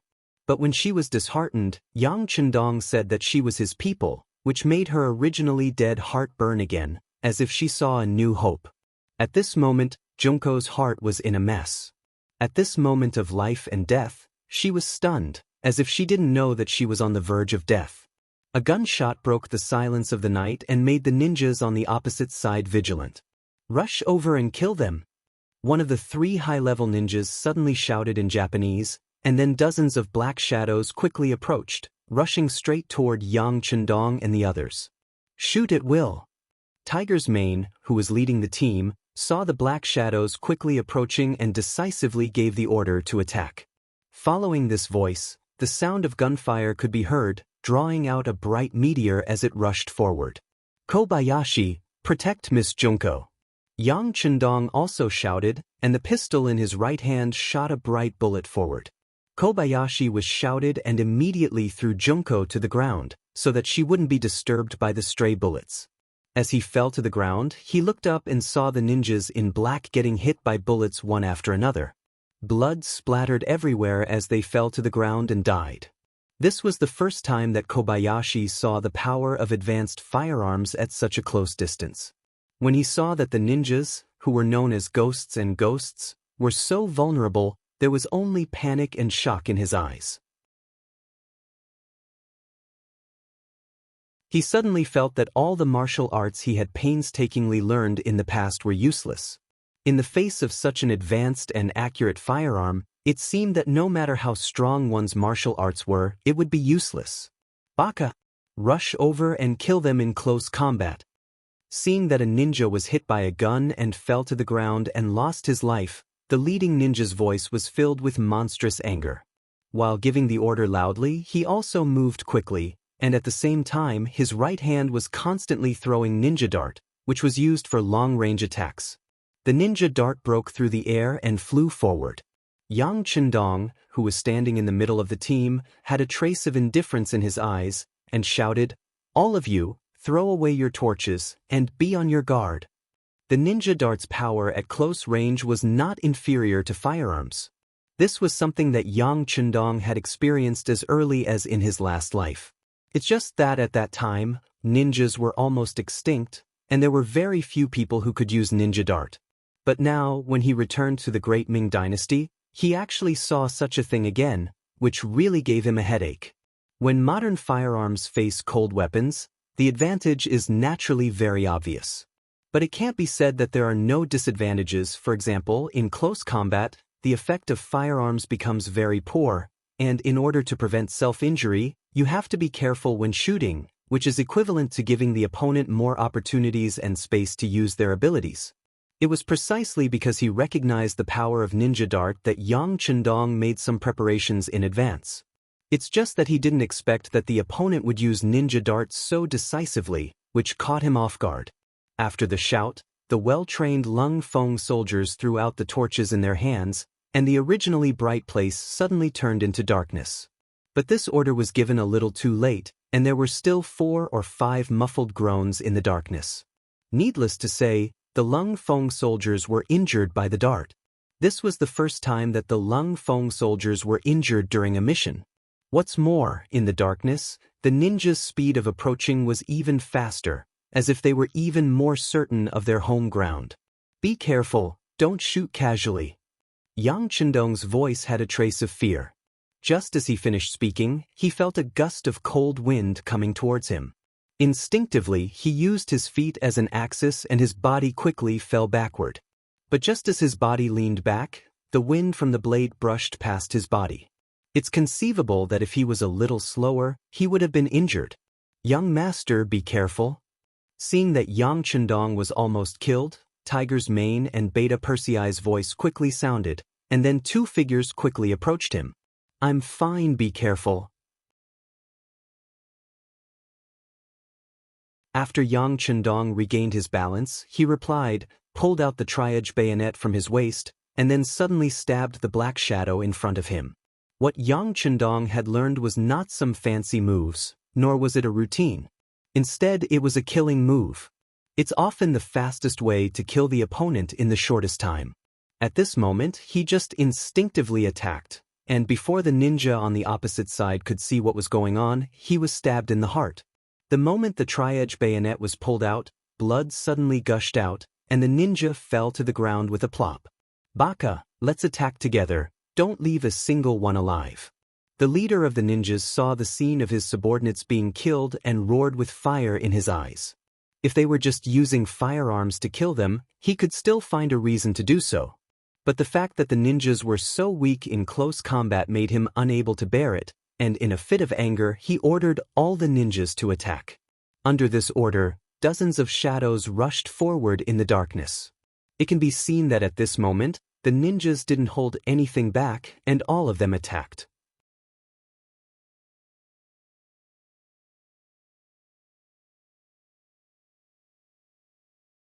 Chapter 266. Good timing. Seeing that the number of enemies had increased, Yang Chendong wasn't anxious. Instead, he was happy. He seemed to have been waiting for this moment. Tiger's Mane, use the flash bomb. As soon as the words fell, a dazzling pure white light flew into the air, and then the entire area was illuminated as if it was daytime. The sudden appearance of this light in the dark caught everyone off guard. The ninjas who were rushing over didn't even have time to react to what happened. They only saw the light in front of them, and in an instant, they had a feeling of blindness. It was at this time, V's first guard team emerged from the layers of protection of Lung Feng. When they appeared, each of them held a 9mm assault rifle. The Type 95-5. 8mm light machine gun is the light machine gun of the Type 95 squad gun family. It and the Type 95 automatic rifle form the squad gun family, and now it is gradually being equipped to the army. The automatic parts of the gun family are all universal, and a large proportion of the parts are universal between rifles and light machine guns. The gun uses a holdless structure. The automatic mode is pneumatic type, and the head rotates and locks. It can fire single and continuous shots. The ammunition is supplied with 30 rounds of plastic magazine and 75 rounds of rapid reloading drum. The mechanical aiming device is a keyhole type. It is equipped with a muzzle device to reduce noise and flame.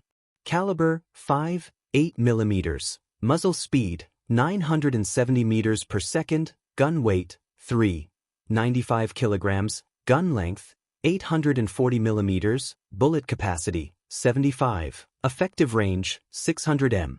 The gun weighs 3.95 kilograms, excluding the drum.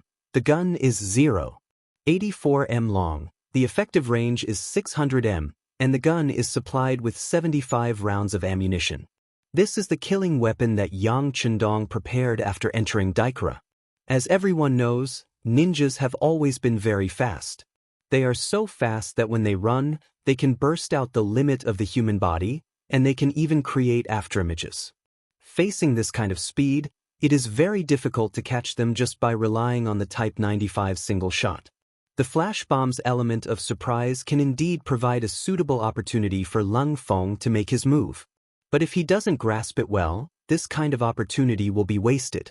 The enemy will be prepared, and it will be even more difficult to achieve the element of surprise. Yang Chendong was thinking about how to seize the opportunity when there was one. Therefore, Class 95's machine gun was brought out. It had 75 bullets and a firing speed of nearly 1,000 meters per second. Very few people could survive such a firearm. Therefore, the on-duty machine gun was taken out, and along with the sound of gunfire, a series of continuous gunshots rang out. The oncoming ninjas in black clothes were like wheat fields blown by a strong wind, like chives cut by a sharp knife, crazily falling to the ground. The instant they fell to the ground, blood burst out from their bodies. In the end, each and every one of them fell to the ground with an unwilling expression. Genin and Chunin were caught off guard. None of them were spared. They became live targets and were shot to death. On the other hand, the three Jonins reacted very quickly, and because they were hiding behind the other ninjas, when facing the machine gun fire, only one of them was hit and fell to the ground and died. The other two were lucky enough to survive, and at the same time, they rushed to Yang Chendong's location. This time, they came to receive two missions. The first was to snatch the princess, Kohara Junko. The second was to kill Yang Chendong, the Duke of Loyalty. Being surrounded by so many people, it was impossible to snatch the princess away. They could only try their best to complete the second mission, which was to kill Yang Chendong. Even if they died, it would be worth it. Kid, you're courting death.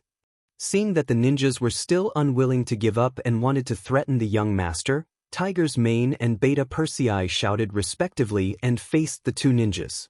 With them here, they would never allow anyone to harm the young master. Humang took a few large steps forward and blocked a superior ninja. He pulled out the Ben Edge Army Thorn from his body and faced the ninja blade that also seemed to be sharp. The moment the two of them met, the sound of metal clashing could be heard. The other members of the Cold Front could only see dazzling lights and shadows. On the other side, Beta Persei also blocked another Jonin with his strong and tall body. It's just that he was not used to using weapons.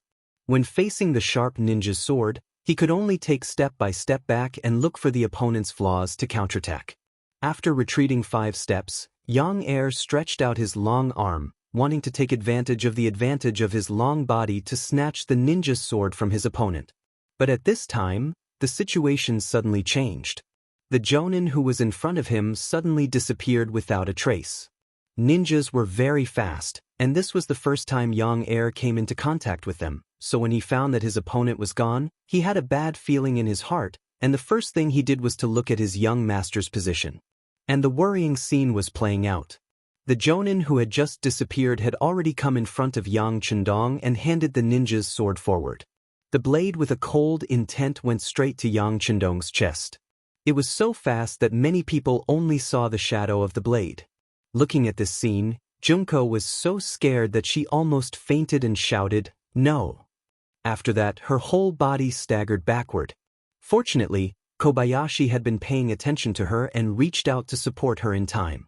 She didn't fall to the ground and suffer any injuries. As for Yang Chendong, the sudden appearance of the blade went straight to his chest. His eyes suddenly narrowed, and then at the same time, his body in an incredible way suddenly moved to the side, letting the tip of the ninja's sword brush past his clothes. If this scene was recorded, it would be surprising to find that the tip of the sword was only a millimeter away from Yang Chendong's clothes. After his body suddenly moved to the side and avoided the attack of the sword, Yang Chendong didn't even look at it and kicked it vigorously. This kick almost burst out with 80% of Yang Chendong's strength. This blow accurately kicked the blade of the ninja's sword. The powerful force made the ninja's arm numb, and then the ninja's sword was kicked into the air. Without a weapon in his hand, the ninja's momentum couldn't help but weaken. At this moment, Beta Persei finally arrived. He roared and rushed over, then without any scruples, he used his huge body to hit the ninja's body. Bang! Under the powerful impact, the ninja's flexible but thin body flew upside down like a kite with a broken string. As he flew backwards, he spat out a mouthful of blood that splattered all over the ground. His body also turned into an arc and heavily fell to the ground. Young Master, Beta Persei is guilty. His nearly 2-meter-tall body fell to the ground with a plop, kneeling in front of Yang Chendong, causing the ground to tremble as if it had been greatly shaken. "Dong Shuai, are you okay?" Seeing that the situation seemed to be stable, Junko also broke away from Kobayashi's protection and hurriedly ran to Yang Chendong, then asked with concern, "I'm fine." Yang Chendong looked at Junko's bright and beautiful eyes and said, but just after he finished speaking, his eyes suddenly revealed a murderous aura, and then his body suddenly rotated, picking up Junko and dancing in the air. Junko was picked up, her feet were off the ground, and she felt as if her whole body was flying at this moment. And in the process of rotating, 3 shiny ninja darts were shot toward her body. Junko, who didn't understand why Yang Chendong suddenly picked her up, finally understood that this was the last attack launched by the fallen ninja. He wanted to kill her. As soon as this thought flashed through her mind, she clearly heard the feeling of the dart entering her body. Then she noticed that Yang Chendong, who was holding her, had a tight face and slightly wrinkled eyebrows. It was obvious that he was hit by the dart. Yang Chendong was hit by a dart in order to save her. At this moment, Junko couldn't stop her tears from flowing out. If it was Kobayashi who did this, she wouldn't feel the slightest bit surprised. Since he was a guard, he should be prepared to protect his master with his life. But the one who saved her was Yang Chendong, so she was moved to tears. He was the Dong Shuai. He was the loyal and courageous duke of the Great Ming Dynasty. He was the youngest noble in the Great Ming Dynasty, and also a newly risen noble. He had an uncountable amount of wealth, loyal and powerful subordinates, for beautiful wives who were loved by everyone. And why did he save her? He still had a great youth, he still had a bright future, and he didn't even have a descendant until now. How could he? As the princess of the Japanese royal family, she knows a lot about ninjas, even if she doesn't know them very well. Most of the ninja darts were stained with poison. Once thrown out, it would enter the body. Unless the antidote could be immediately obtained, otherwise, it would be a dead end. This was also the reason why ninjas were feared. Under normal circumstances, ninjas would complete certain death missions, and it was absolutely impossible for them to carry the antidote with them. In other words, Yang Chendong was hit by a ninja dart, and it was very likely that he wouldn't be able to survive. Junko's face was full of worry. After Yang Chendong's body trembled, he put her down. Immediately, Junko's shout rang in his ears. No. You can't die. It's not worth it for you to do this for me. Junko, who was crying like a pear blossom, tightly hugged Yang Chendong's waist. She looked really pitiful. It's a life, why isn't it worth it? Yang Chendong looked at Junko's crying face and reached out his right hand to gently wipe her tears. It's just not worth it. I'm just a woman, and you have a great future. It's not worth sacrificing you to save you. Junko continued to cry.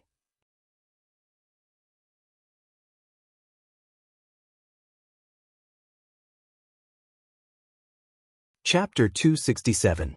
No. You are not a woman, you are a very beautiful woman, a woman who can make people's hearts beat.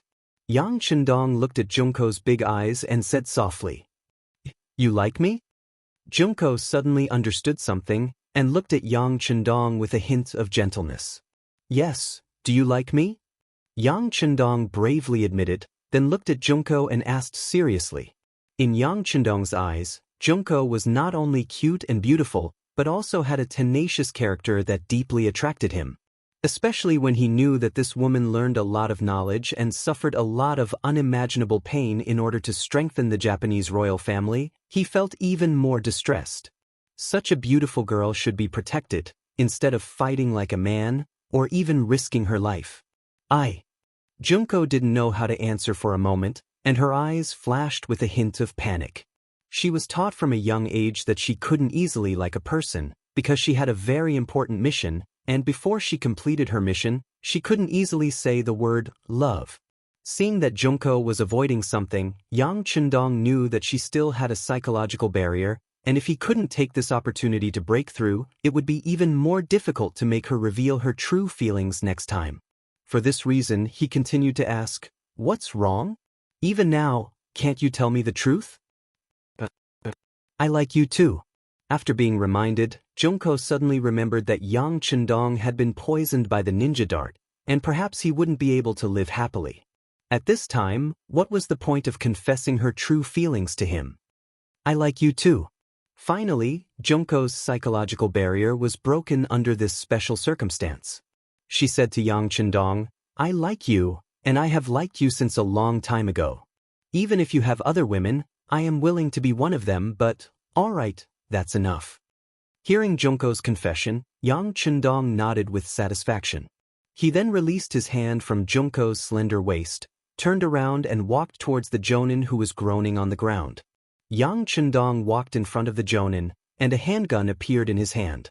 With a slight movement of his right index finger, a gunshot was heard, and a bloody hole appeared in between the jonin's eyebrows.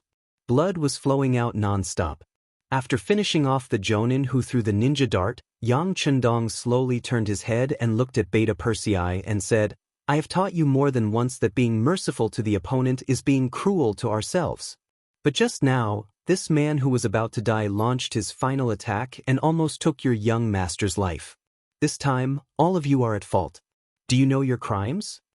His voice was loud and clear, especially in this silent night. It spread far and wide, and it clearly drilled into the ears of every Lung Feng.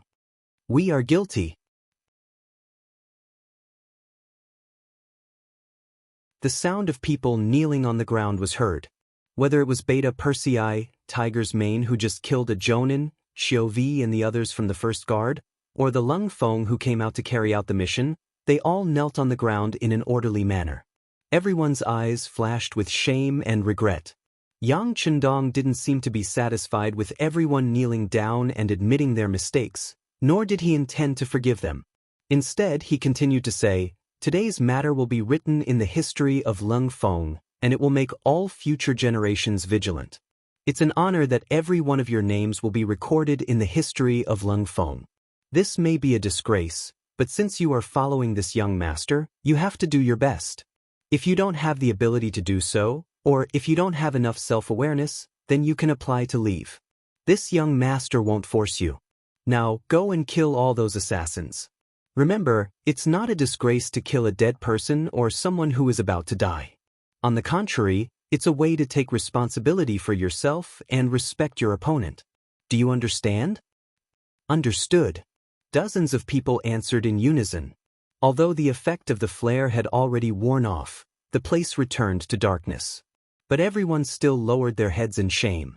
Today, their names will be remembered by future generations, and they will be written in the list of shame. This kind of action was equivalent to taking half of their lives. Some people even had the idea of not wanting to live anymore, and wanted to die to show their loyalty. But in the end, they didn't do so, because everyone knew that running away was the behavior of the weak. The real strong weren't afraid of failure. They should face it head-on, then correct, and become stronger. After being reprimanded, Tiger's mane and others quickly took action, and all the ninjas who had been dead for a while on the ground were stabbed. All the corpses were almost poked at this moment, and the smell of blood filled the air for a while, but no one showed mercy or even sympathy. Everything was as the young master had said. Being merciful to the enemy was being cruel to oneself. Looking at everyone's actions, Yang Chendong's eyes flashed with a gratified look. These people have been with him for a long time, and it was inevitable that they would become arrogant and willful. It was necessary to teach them a lesson at the right time. Not to mention, today's matter was really dangerous. If he hadn't been prepared in advance and wore a bulletproof vest, Yang Chendong's life would have been taken by the poisonous dart just now. Lung Feng's performance made Yang Chendong satisfied and relieved him. But Junko, who had just confessed, was still looking at Yang Chendong with an incredulous look. Perhaps she thought that this Dong Shuai would die after being hit by the poison dart. That was why she was very surprised to see him talking so confidently as if nothing had happened. What's wrong? Do you want something to happen to me? Yang Chendong had already arrived in front of Junko, and when he saw her expression of disbelief, he asked with a magnetic and caring voice. How can you be fine? Didn't you just get hit by the poisonous dart?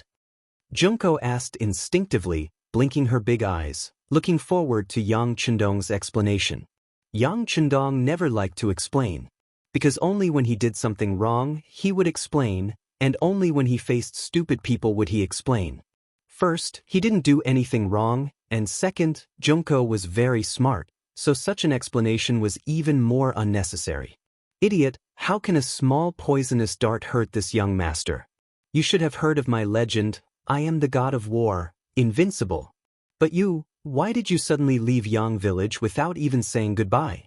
Do you know, if I didn't find out that you were gone and brought people here in time, I'm afraid you would be dead now. While talking, Yang Chendong slowly approached.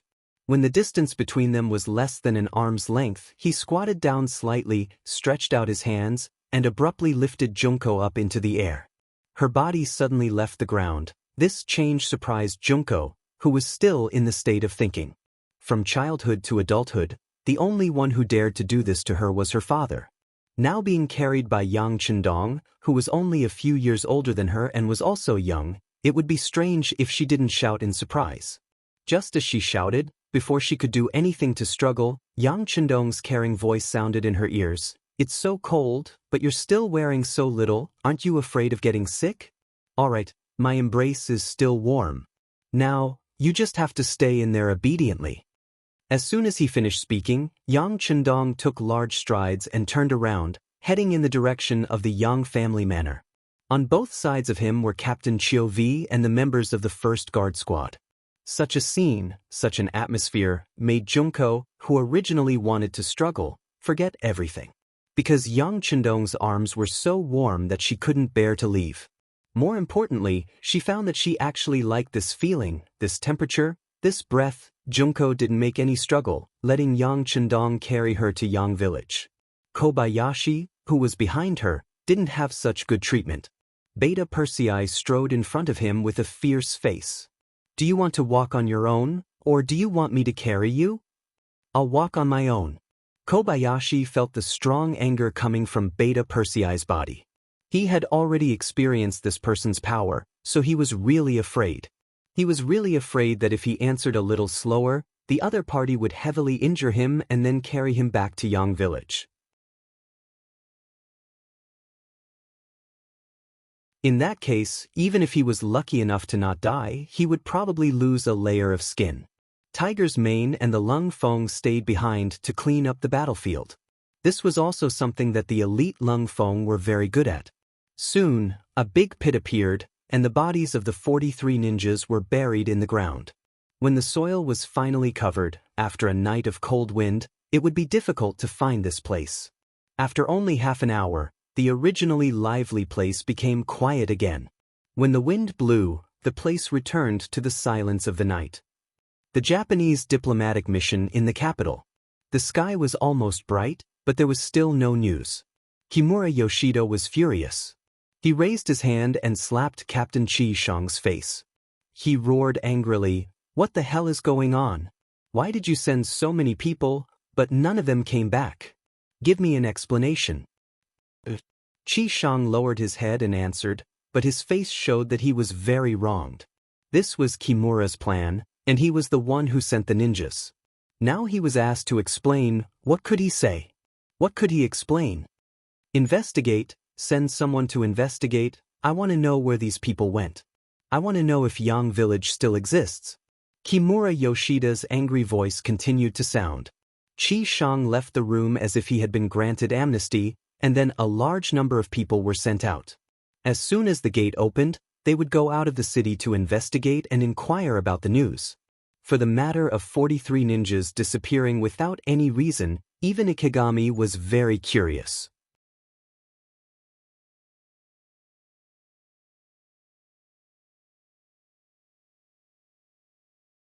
Chapter 268. The attack of the ninjas was originally a secret. Even he was the last to know about it. Then who was it that leaked the news? Let them all be wiped out and none of them return. Also, what kind of existence was Yangjia Village? Why did they always suffer heavy losses every time they dealt with this loyal prince? What was even worse was that the appearance of the ninjas couldn't be told to the outside world. In other words, whether these ninjas were all killed or not, he couldn't reason with the great Ming dynasty as an envoy of Japan.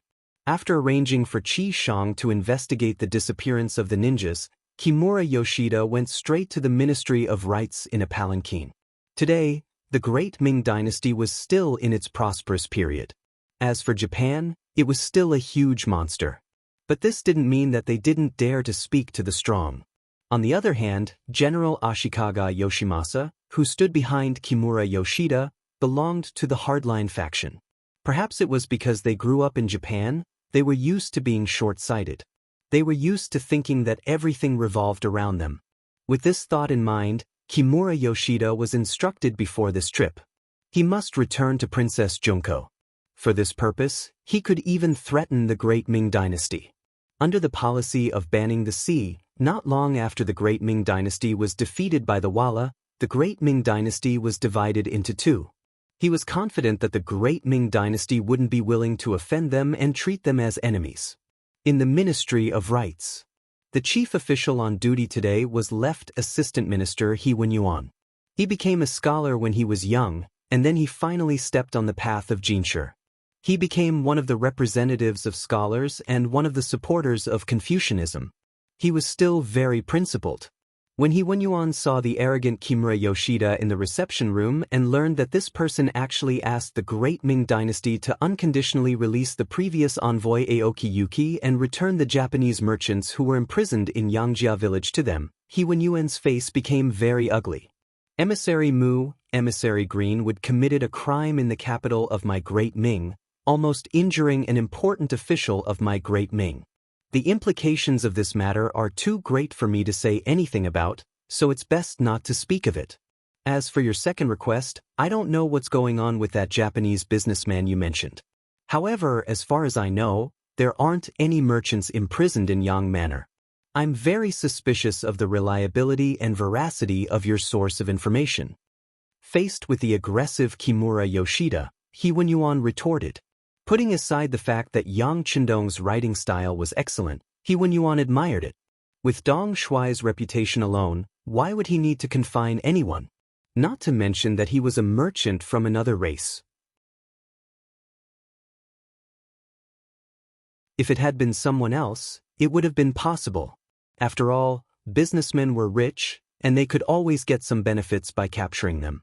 But does Dong Shuai lack money? Baka, are you doubting my words? Do you not believe me?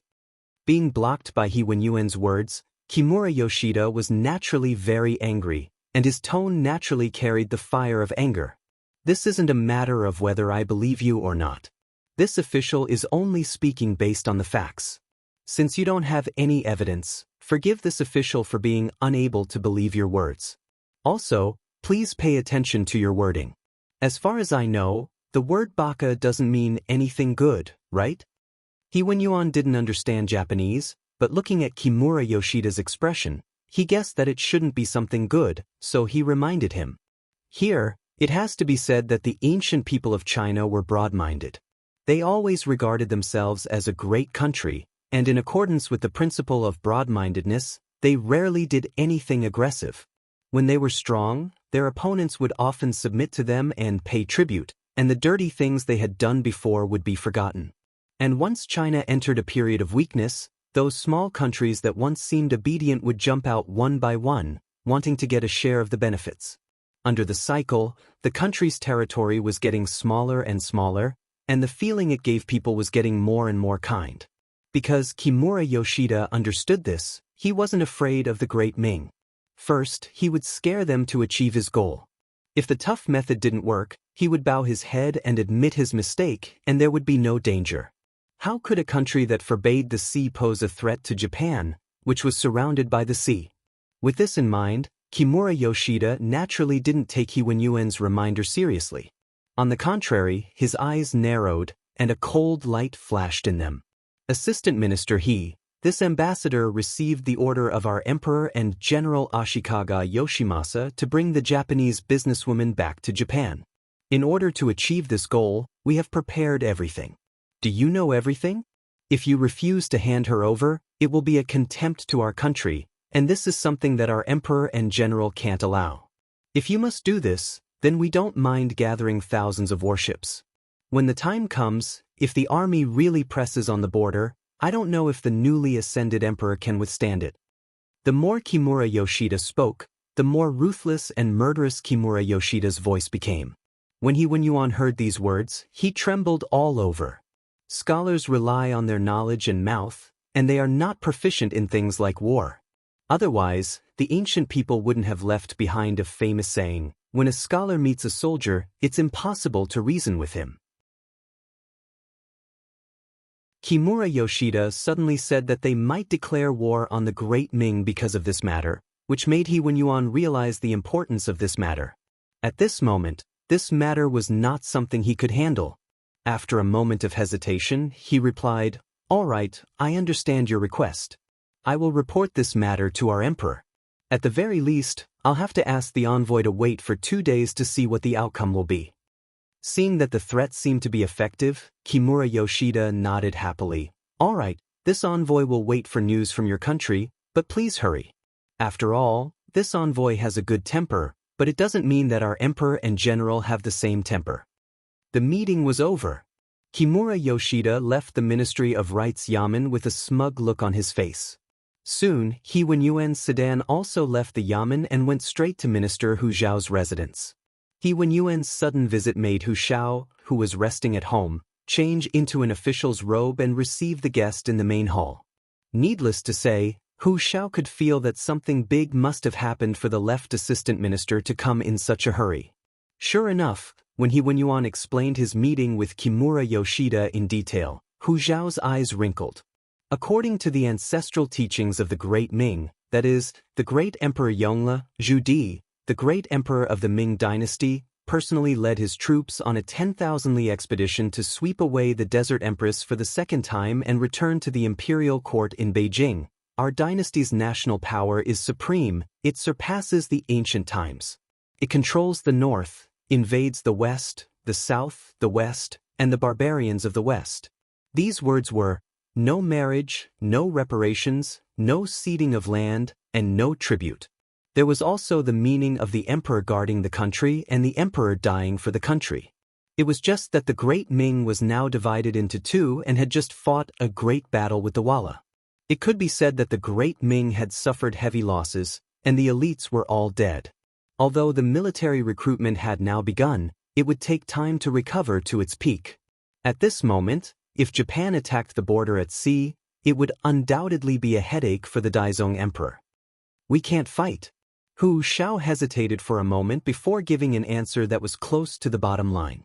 This answer was not different from He Wenyuan's. He also did not want to have any friction with Japan. If he backed down, he would have to agree to the other party's demands and conditions. Since this matter involved the Duke of Loyalty and Courage, he was powerless to do anything about it. Therefore, he explained, "Minister, no matter what, since this matter has happened, we should first report it to the Emperor and inform the Duke of Loyalty and Courage." In the end, this was He Wenyuan's real intention. Using the opportunity of reporting to the Emperor, he expressed a certain amount of goodwill to Yang Qindong. Naturally, this favor would not be small. That's right. Hu Shao had been an official for many years, so how could he not understand? He immediately understood and nodded with a smile. "I will go to the palace to meet the Emperor and send someone to inform the Duke of Loyalty.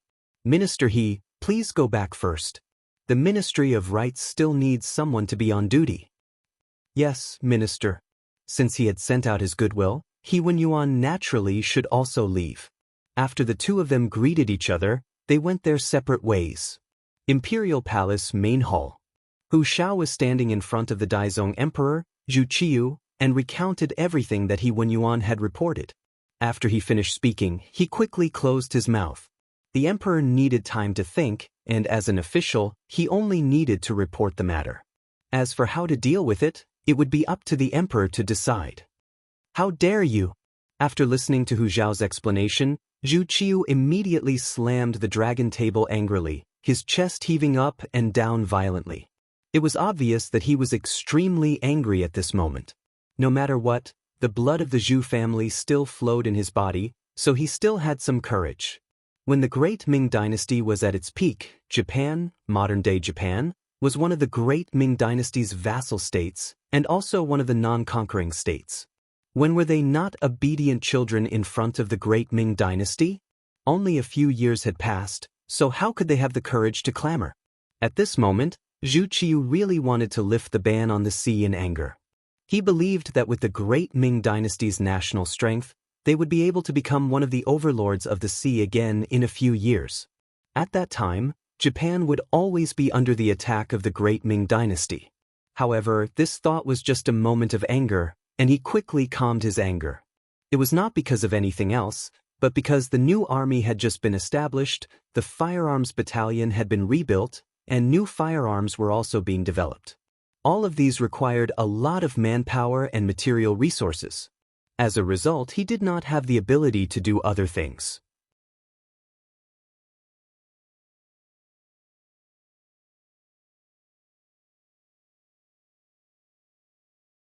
Chapter 269.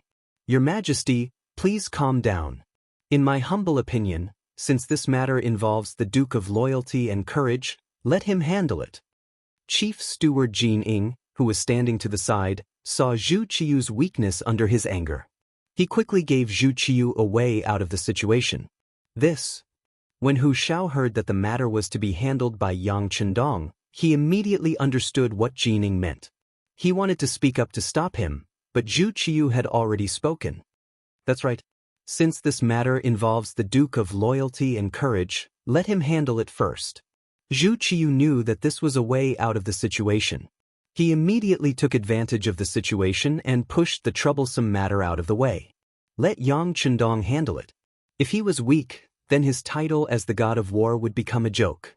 When it spread throughout the world, it would be a serious blow to his reputation. As the emperor, he could be happy and take the initiative. On the other hand, if he wanted to be tough, then the matter would be left to him.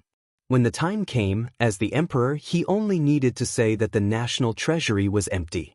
At that time, Yang Qindong would be the one who was in a difficult position, not him. Zhu Qiyu was very adept at using the tactic of retreating in order to advance. While Jin Ing praised the emperor's wisdom, he sneered in his heart. He wanted to see how Yang Qindong would solve this problem this time. When he had defeated Wala, he had relied on advanced firearms. But Japan was far away at sea. Without a large warship, what could he do? How could he create a storm with one turn of the hand? Jin Ing was even prepared to immediately spread Kimura Yoshida's words and announce to the public that the emperor had given the authority to deal with this matter to Zhong Dangong. He wanted to use this opportunity to make things difficult for this Zhong Dangong who didn't put him in his eyes. If Yang Chendong did not handle it well and lost the support of the people, he would have countless ways and excuses to punish him. In this way, all of Yang Chendong's assets would be flooded into the national treasury. As the one who carried out the order, he would certainly benefit greatly from it. Under Jin Ying's suggestion and Zhu Qiyu's tacit approval, Kimura Yoshida's incident quickly began to spread. It didn't take long for the cause and effect of the incident to spread all over the streets. In the Yang Chendong's manor 15 li south of the city, Yang Chendong also saw the emperor's decree. There seemed to be a tacit understanding between them. Yang Chendong was not willing to see Zhu Qiyu, and Zhu Qiyu did not seem to want to see Yang Chendong either. If there was anything, the eunuchs would come and pass on the edict. Are you trying to make things difficult for me by leaving this matter to me? Looking at the golden imperial edict on the desk, Yang Chendong smiled faintly.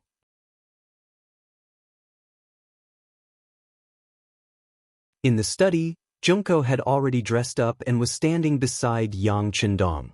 When she came back last night, she caught a cold. Later, she fell asleep in Yang Chendong's warm embrace. When she opened her eyes again, she found that she was still in Yang Chendong's arms. With a red face, Junko struggled to get up and then thanked Yang Chendong. Seeing that you caught a cold and hid in my arms, I didn't call you. Come, here is a bowl of ginger soup. It's still hot. Drink it to get rid of the cold. Yang Chendong saw Junko struggling to get up, laughed, and reached out to hug her again. Then a bowl of hot ginger soup was delivered to Junko's mouth. From childhood to adulthood, although it could be said that Junko was used to having her clothes stretched out and food served, she was still not used to being served like this by a big man. But considering that this was Dong Shuai's kindness, she couldn't refuse. So, she reached out and drank the whole bowl of ginger soup. After doing this, Junko remembered that she had just woken up, so her makeup must be messy. So, she quickly went out to clean up. When she came back, before she could say a few words to Yang Chendong, Zhu Qiyu's imperial decree arrived. Junko was a very smart girl. The moment she saw the imperial decree, she thought of a lot of things. When she thought of the things she had heard before, she said with a surprised face, "Your great Ming emperor is so powerful. He clearly wants to push the trouble to you. Don't say that about our emperor." Yang Chendong smiled and reached out to touch Junko's nose, and then said, "How can I not know what the emperor means? If he didn't do this, I would have intervened." "Is it because of me?" Junko looked at Yang Chendong curiously. Taking the initiative to attract trouble, she really couldn't think of why the smart Dong Shuai would make such a choice. If there must be a reason, then it was probably because of her. After all, Kimura Yoshida wanted her, didn't he? Yes and no. Yang Chendong gave an ambiguous answer.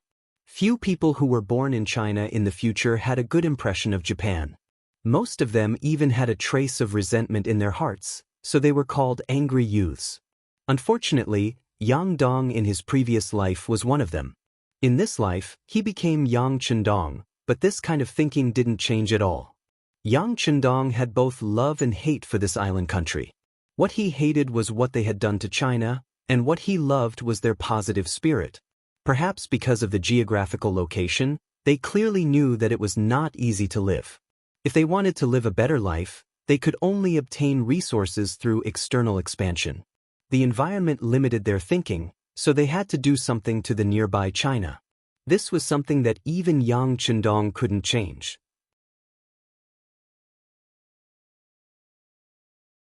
And if he didn't want to see the scene of killing each other, perhaps there was a good way, that was, assimilation, or a more vulgar way, annexation. As long as he annexed Japan and took it as his own, then his own people wouldn't fight with each other. In order to achieve this goal, Kimura Yoshida had to pass this hurdle, and if he used it well, he could have a legitimate reason and excuse to take the initiative to attack. This was the fundamental idea of Yang Chendong to intervene in this matter. But Junko must have thought that it was because of her, so Yang Chendong didn't need to explain anything. He gave a yes and no, but in Junko's ears, it made her very grateful. She naturally didn't know the ambition of the man in front of her. She simply thought that he was looking for trouble to protect her. At this moment, her love for Yang Chendong in her heart increased. A man who could take on such a big thing for her, even risking his life to save her, such a man was worthy of her life. Come, arrange something, I want to see Kimura Yoshida. Yang Chendong's voice sounded in the study, and soon the voice of Tiger's Mane came from outside. Young master, we will arrange it. The news that Kimura Yoshida, an envoy of Japan, threatened to invade the great Ming dynasty spread like a whirlwind through the streets of the capital. For a time, everyone was talking about this matter. In the streets and alleys, there were always people in twos and threes talking about it. Perhaps because Japan was one of the vassal states of the great Ming dynasty, and because the capital was not near the sea, the people here didn't feel the trouble of Japan invading the sea, and there was no worry on their faces. They thought that it was nothing more than a small country that needed to be taught a lesson. How dare it provoke the great Ming dynasty? Because they were ignorant, they were fearless. Ordinary people knew too little about the outside world. What they knew was limited, so they were fearless. However, for some scholars and businessmen who had traveled far and wide, because they had seen and heard a lot, they would not be so relaxed. The Soaring Heaven restaurant had once been a rather famous restaurant in the capital. A group of noble scions had gathered here, and their sources of information were much wider than those of the common folk. It was precisely because of this that the discussion on this issue was particularly intense. In the hall, a tall and fat young man was expressing his opinion at this moment. Around him, there were about a dozen young masters or young master in brocade robes. Just from their clothes, one could tell that these people were either rich or noble. Speaking of me, Japan has always been paying tribute to the Ming dynasty and is one of the tributary states to the great Ming dynasty. How dare they threaten the great Ming dynasty? In the end, it's because someone stepped on their tail.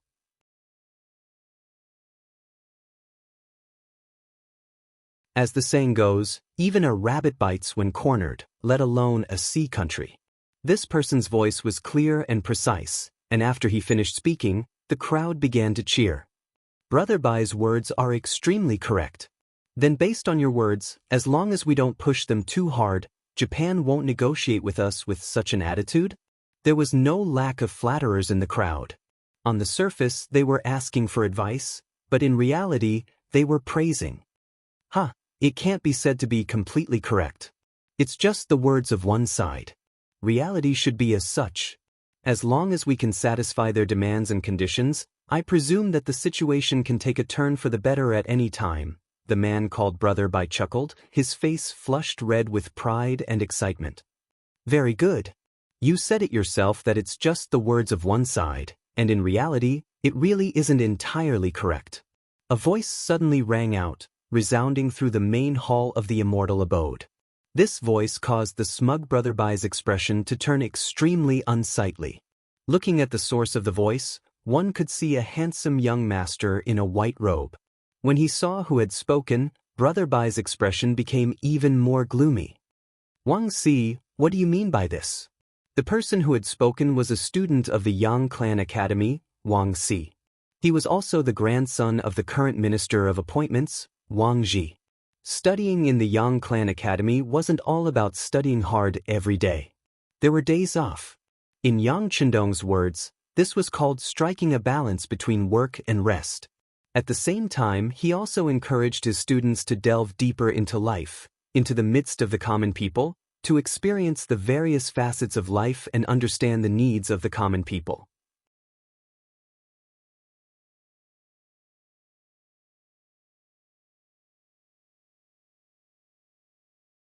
Chapter 270. It was precisely because of this that Wang Si didn't choose to eat at the immortal abode. Instead, he went to the Flying Sky restaurant, which was much lower in quality. He wanted to experience a different environment, and different people gave him different feelings. However, he didn't expect to hear Yu Yunbi's boisterous speech here. When he heard something that angered him, he couldn't help but retort. According to Yu Yunbi, someone had stepped on Japan's tail. Needless to say, that person was Yang Chendong.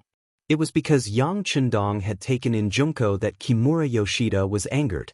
This was something that many people knew. Since someone dared to publicly criticize his teacher, how could Wang Si just stand by and do nothing? Although he was a bit older than Yang Chendong, the sixth young master of the Yang clan's academy had already conquered everyone's hearts with his calmness and knowledge that exceeded his age. As a result, the students all considered themselves students. How could a student allow others to slander their teacher? What's more, Yu Yuanbi had a grudge against Yang Chendong. Yu Yuanbi was Yu Xiong's elder brother, and also the grandson of the Minister of Justice, Yu Shiyue. However, he was much stronger than Yu Xiong, who had failed to live up to expectations and been executed. He was already in charge of the Ministry of Justice in his 20s, and was a major sixth-rank official. His grandfather, Yu Shiyue, had contributed greatly to this. However, Yu Yuanbi himself had also lived up to expectations. His performance was outstanding. They were both descendants of influential figures, and both were young masters. Their ideals were different, and their opinions were different. As soon as they met, the smell of gunpowder would naturally fill the air. Now, Yu Yuanbi was criticizing his teacher. It would be strange if Wang Si could just swallow this anger.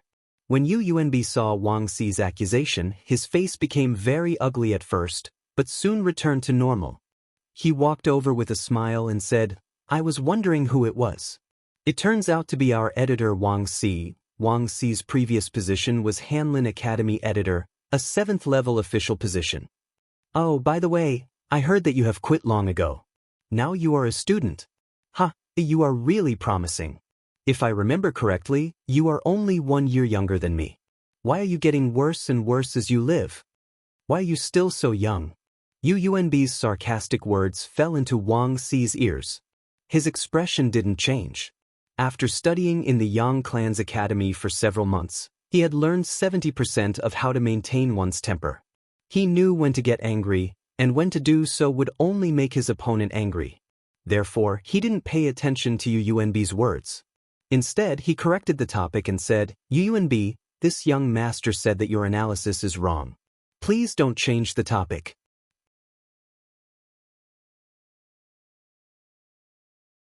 Seeing that Wang Si didn't fall for his trick and still didn't let go of his previous words, Yu Yuanbi's face darkened and said, "What?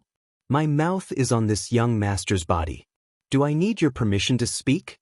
As for you, you're no longer an official. Why don't you kneel when you see this young master?" "Yu Yuanbi, don't be so smug. This young master is also a self-admitted scholar. According to the laws of the Great Ming Dynasty, I don't need to kneel when I see an official. Who do you think you are? How dare you ask me to kneel?" Wang Si's expression was normal. He wouldn't be frightened by Yu Yuanbi's words. His grandfather was the current minister of the Ministry of Personnel. He was in charge of the affairs of the officials. What kind of officials hadn't he seen before? A minor major 6th-rank official couldn't scare him. Yu Yuanbi, who was refuted by Wang Si, had an ugly expression on his face. Out of the corner of his eye, he noticed that the young masters who followed him were looking at him as if he was a joke. He felt that they were right. He was just like a clown. Yu Yuanbi, who cared a lot about his face, felt that if he didn't do something he would be seen through in the future. He thought about how his grandfather was the minister of the Ministry of Justice. A while ago, his third brother, Yu Xiong, was executed for causing trouble. This made him extremely angry. If he lost face here today, who knew how angry his grandfather would be when he found out? Yu Yuanbi suddenly became angry. He was still taller than Wang Si.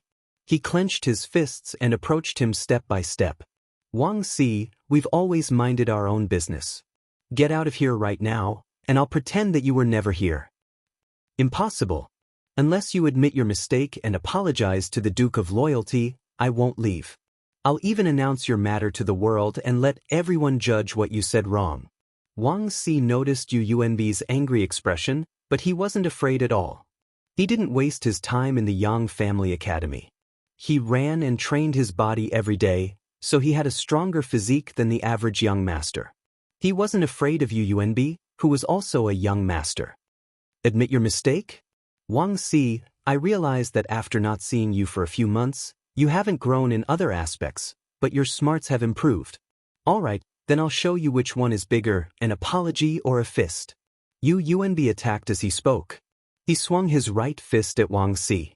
Although the students of the academy didn't have high-intensity training like Leng Feng, their bodies were stronger than ordinary people. Wang Si could have jumped to avoid this punch that wasn't very fast and didn't have much strength behind it. However, he didn't do so. On the contrary, he stood there motionless as if he was scared silly. He allowed the fist to land on his chest with a bang.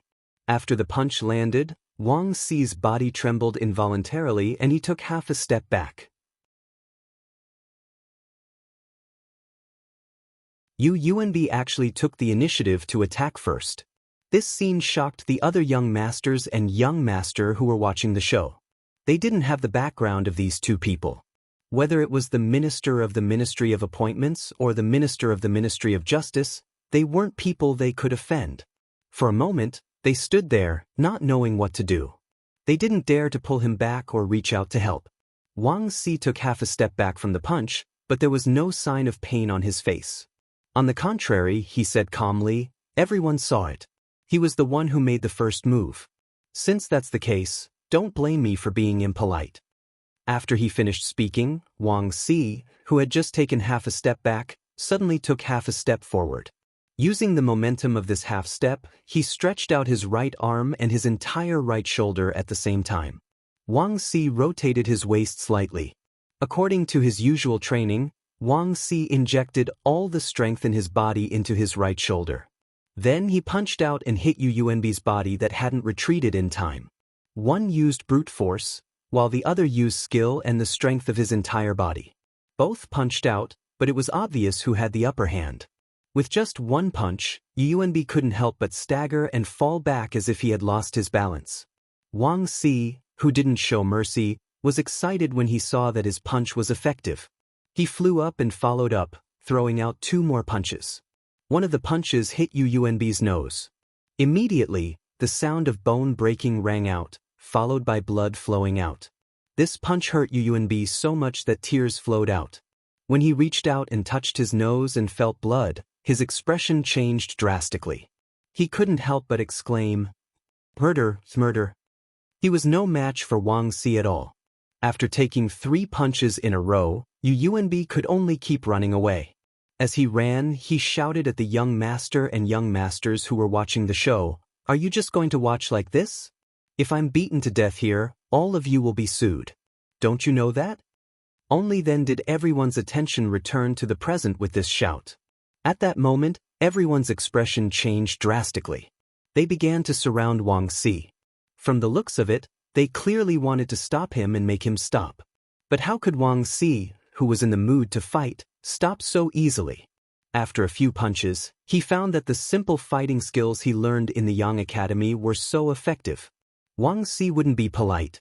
He sighed in his heart that he was so powerful. Seeing that others wanted to stop him, he immediately threw out a punch at them without caring about anything else. These people wanted to stop him. It was clear that they were in cahoots with Yu Yuanbi. It was not a pity to beat such people. Thump. After a few more punches, 2 of the young masters who came to stop the fight fell down. The others saw that Wang Si was crazy. They were afraid that he would kill someone, so they didn't care about others and rushed up. In an instant, they surrounded Wang Si tightly. Then they hugged his legs, grabbed his hands, and held his waist. Wang Si, who was like a tiger who couldn't resist a pack of wolves, was quickly restrained. Yu Yuanbi, who had run to the entrance of the Fei Tian restaurant, saw that Wang Si was restrained and breathed a sigh of relief. At this time, he happened to see the soldiers of the warden's office patrolling on the street. He immediately shouted, "Help! Someone is killing here." In the courtyard of the Japanese diplomatic mission in the capital, Yang Chendong appeared here under the protection of a group of guards wearing the signature camouflage uniform. Kimura Yoshida had been notified a long time ago. He also wanted to meet the Duke of Loyalty of the Great Ming Dynasty who defeated the Walla's army and protected Junko. At the same time, he also made the previous ambassador, Oda Yuki, stay in the prison of the Great Ming Dynasty, so he waited here for a long time. When the courtyard door opened, Kimura Yoshida didn't go out to greet Yang Chendong. He wanted to show Yang Chendong his power and let him know that he wasn't someone to be trifled with. That way, he could take more initiative in the following conversation. The courtyard door opened, but he didn't see Kimura Yoshida coming out to greet him. Yang Chendong, who was in the luxurious carriage, didn't get out. Instead, he said to Tiger's Mane outside the carriage in a very cold voice, "They are so arrogant. I'm here, but they don't know how to come out to greet me. Since they are so rude, then I'll tear down the door. I'd like to see how long they can last." "Yes." Tiger's Mane answered excitedly. Then he said to Lung Feng beside him, "Tear down the door. If they don't come out, then tear down the courtyard."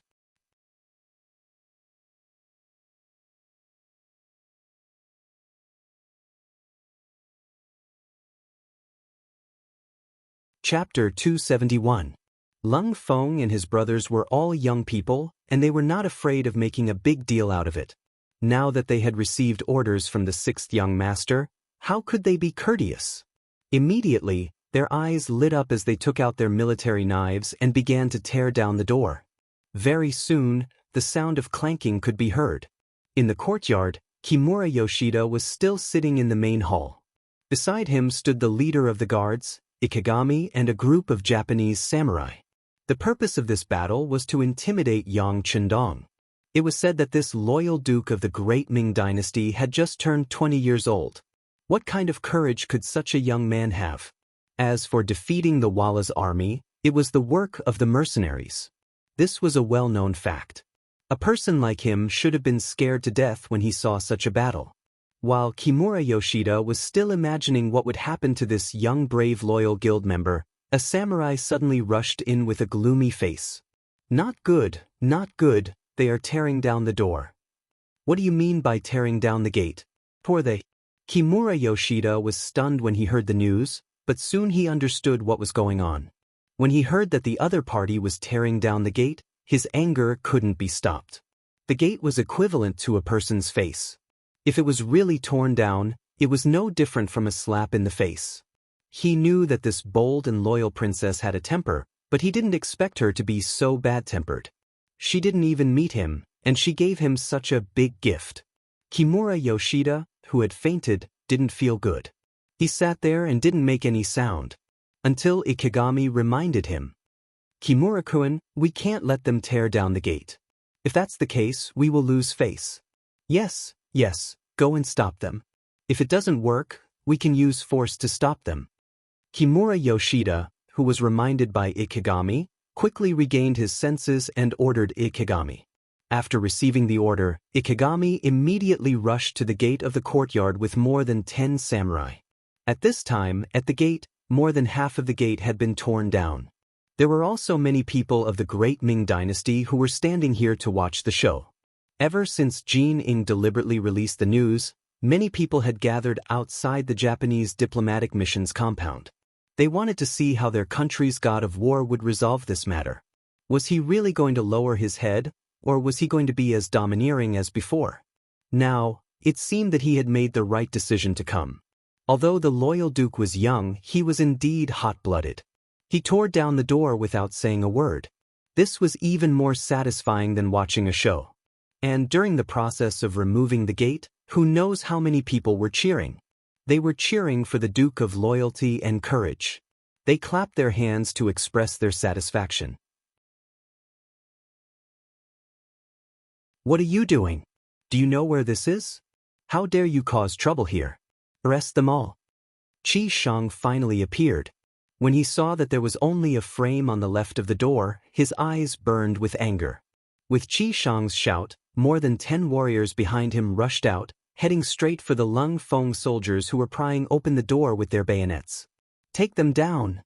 Tiger's man had been paying attention to the movement at the door for a long time.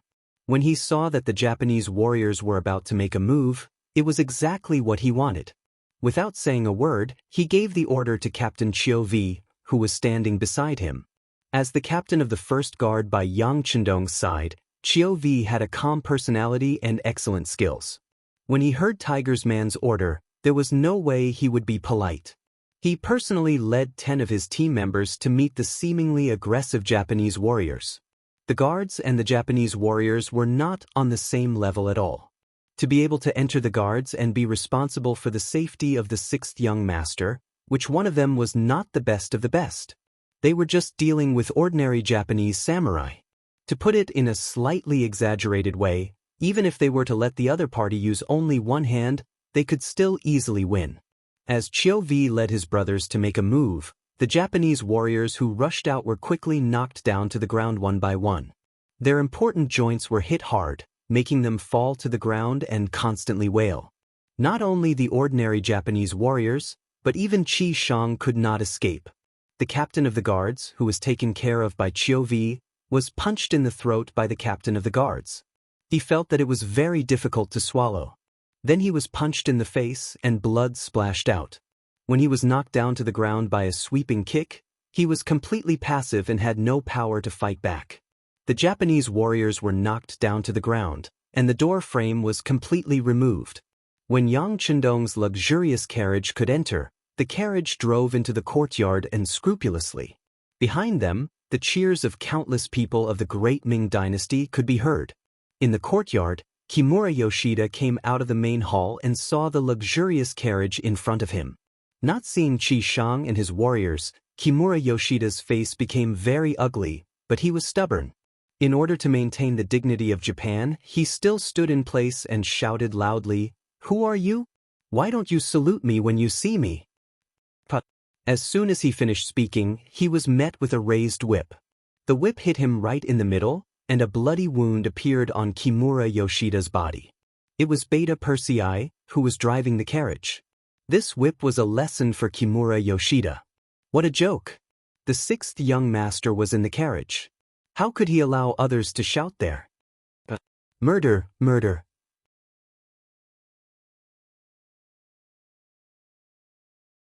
Kimura Yoshida's painful and fierce cries came from the courtyard. It had to be said that cowards had the same virtue. Just like Yu Yuanbi, who was beaten before, he kept shouting when he was beaten, as if doing so could release his fear. You are the Japanese messenger. You are really a disgrace to the Japanese. In the luxurious carriage, Yang Chendong's voice slowly came out. This voice was not very loud, but it sounded like thunder in Kimura Yoshida's ears. He remembered that this was not Japan, and he was not in his own courtyard. He was now a Japanese messenger, representing the face of Japan. At the thought of this, his expression changed again and again. What he did just now was really a disgrace to Japan. If this matter was spread back to Japan, General Ashikaga Yoshimasa would be the first to not spare him. As the representative of Japan's Bushido, General Ashikaga Yoshimasa hated timid and irresponsible people the most. As a trusted follower, he naturally knew what to do in the face of trouble. When he looked at the luxurious carriage in front of him, he couldn't help but stop.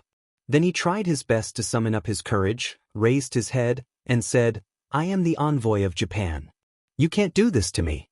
Otherwise, it is contempt for Japan. I want to seriously protest." "What did we do to you?" Yang Chendong's energetic voice sounded from within the carriage when he heard the words that were clearly threatening in appearance but weak in heart. This was Japan. When facing the weak, they were condescending. In the face of the strong, they finally knew how to say the word of protest. Some people were like this. If they didn't feel pain, they wouldn't know how powerful you were, and they wouldn't know what fear was. After being asked by Yang Chendong, Kimura Yoshida looked surprised. Thinking that he had just been whipped and the scene of Ikegami and other samurai being beaten to the ground, he said, "You hurt the Japanese messenger and our samurai." "Nonsense. Do you think that I, the Duke, will not let my guards beat him up? Don't you know that we have a saying, a good dog doesn't block the way?" Yang Chendong's voice came out of the carriage again. Being called a dog, Kimura Yoshida's face was of course not good. However, the situation was beyond his control. If he spoke rudely now, he wouldn't be able to escape from being beaten. As the saying goes, a wise man knows better than to fight when the odds are against him. He decided to endure. A gentleman's revenge is a dish best served cold. "That's enough, Mr. Zhongdan. Since you are here to negotiate, shouldn't you meet with me now? Of course, I want to see what you have to say." The curtain of the carriage was suddenly opened from the inside, and Yang Chendong appeared in front of Kimura Yoshida, dressed in a green robe. This was the first time the two had met. Kimura Yoshida had the common characteristics of Japan. He was very short and looked a little wretched.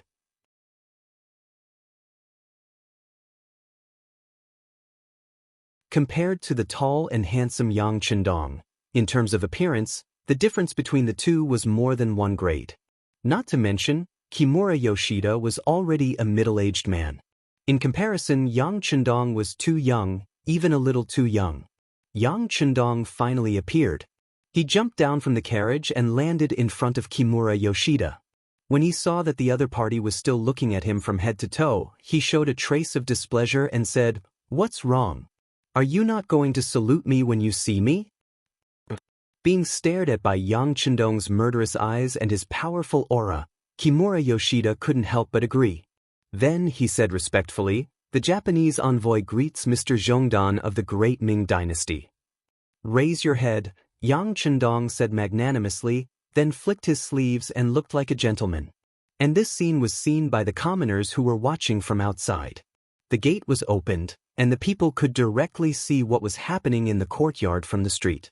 When they saw the Japanese envoy hurriedly salute Dong Shuai when he saw him, they immediately felt happy. Some people even cheered directly. It was the cheers that woke Kimura Yoshida up. He instantly realized that he was the envoy, and now he represented Japan.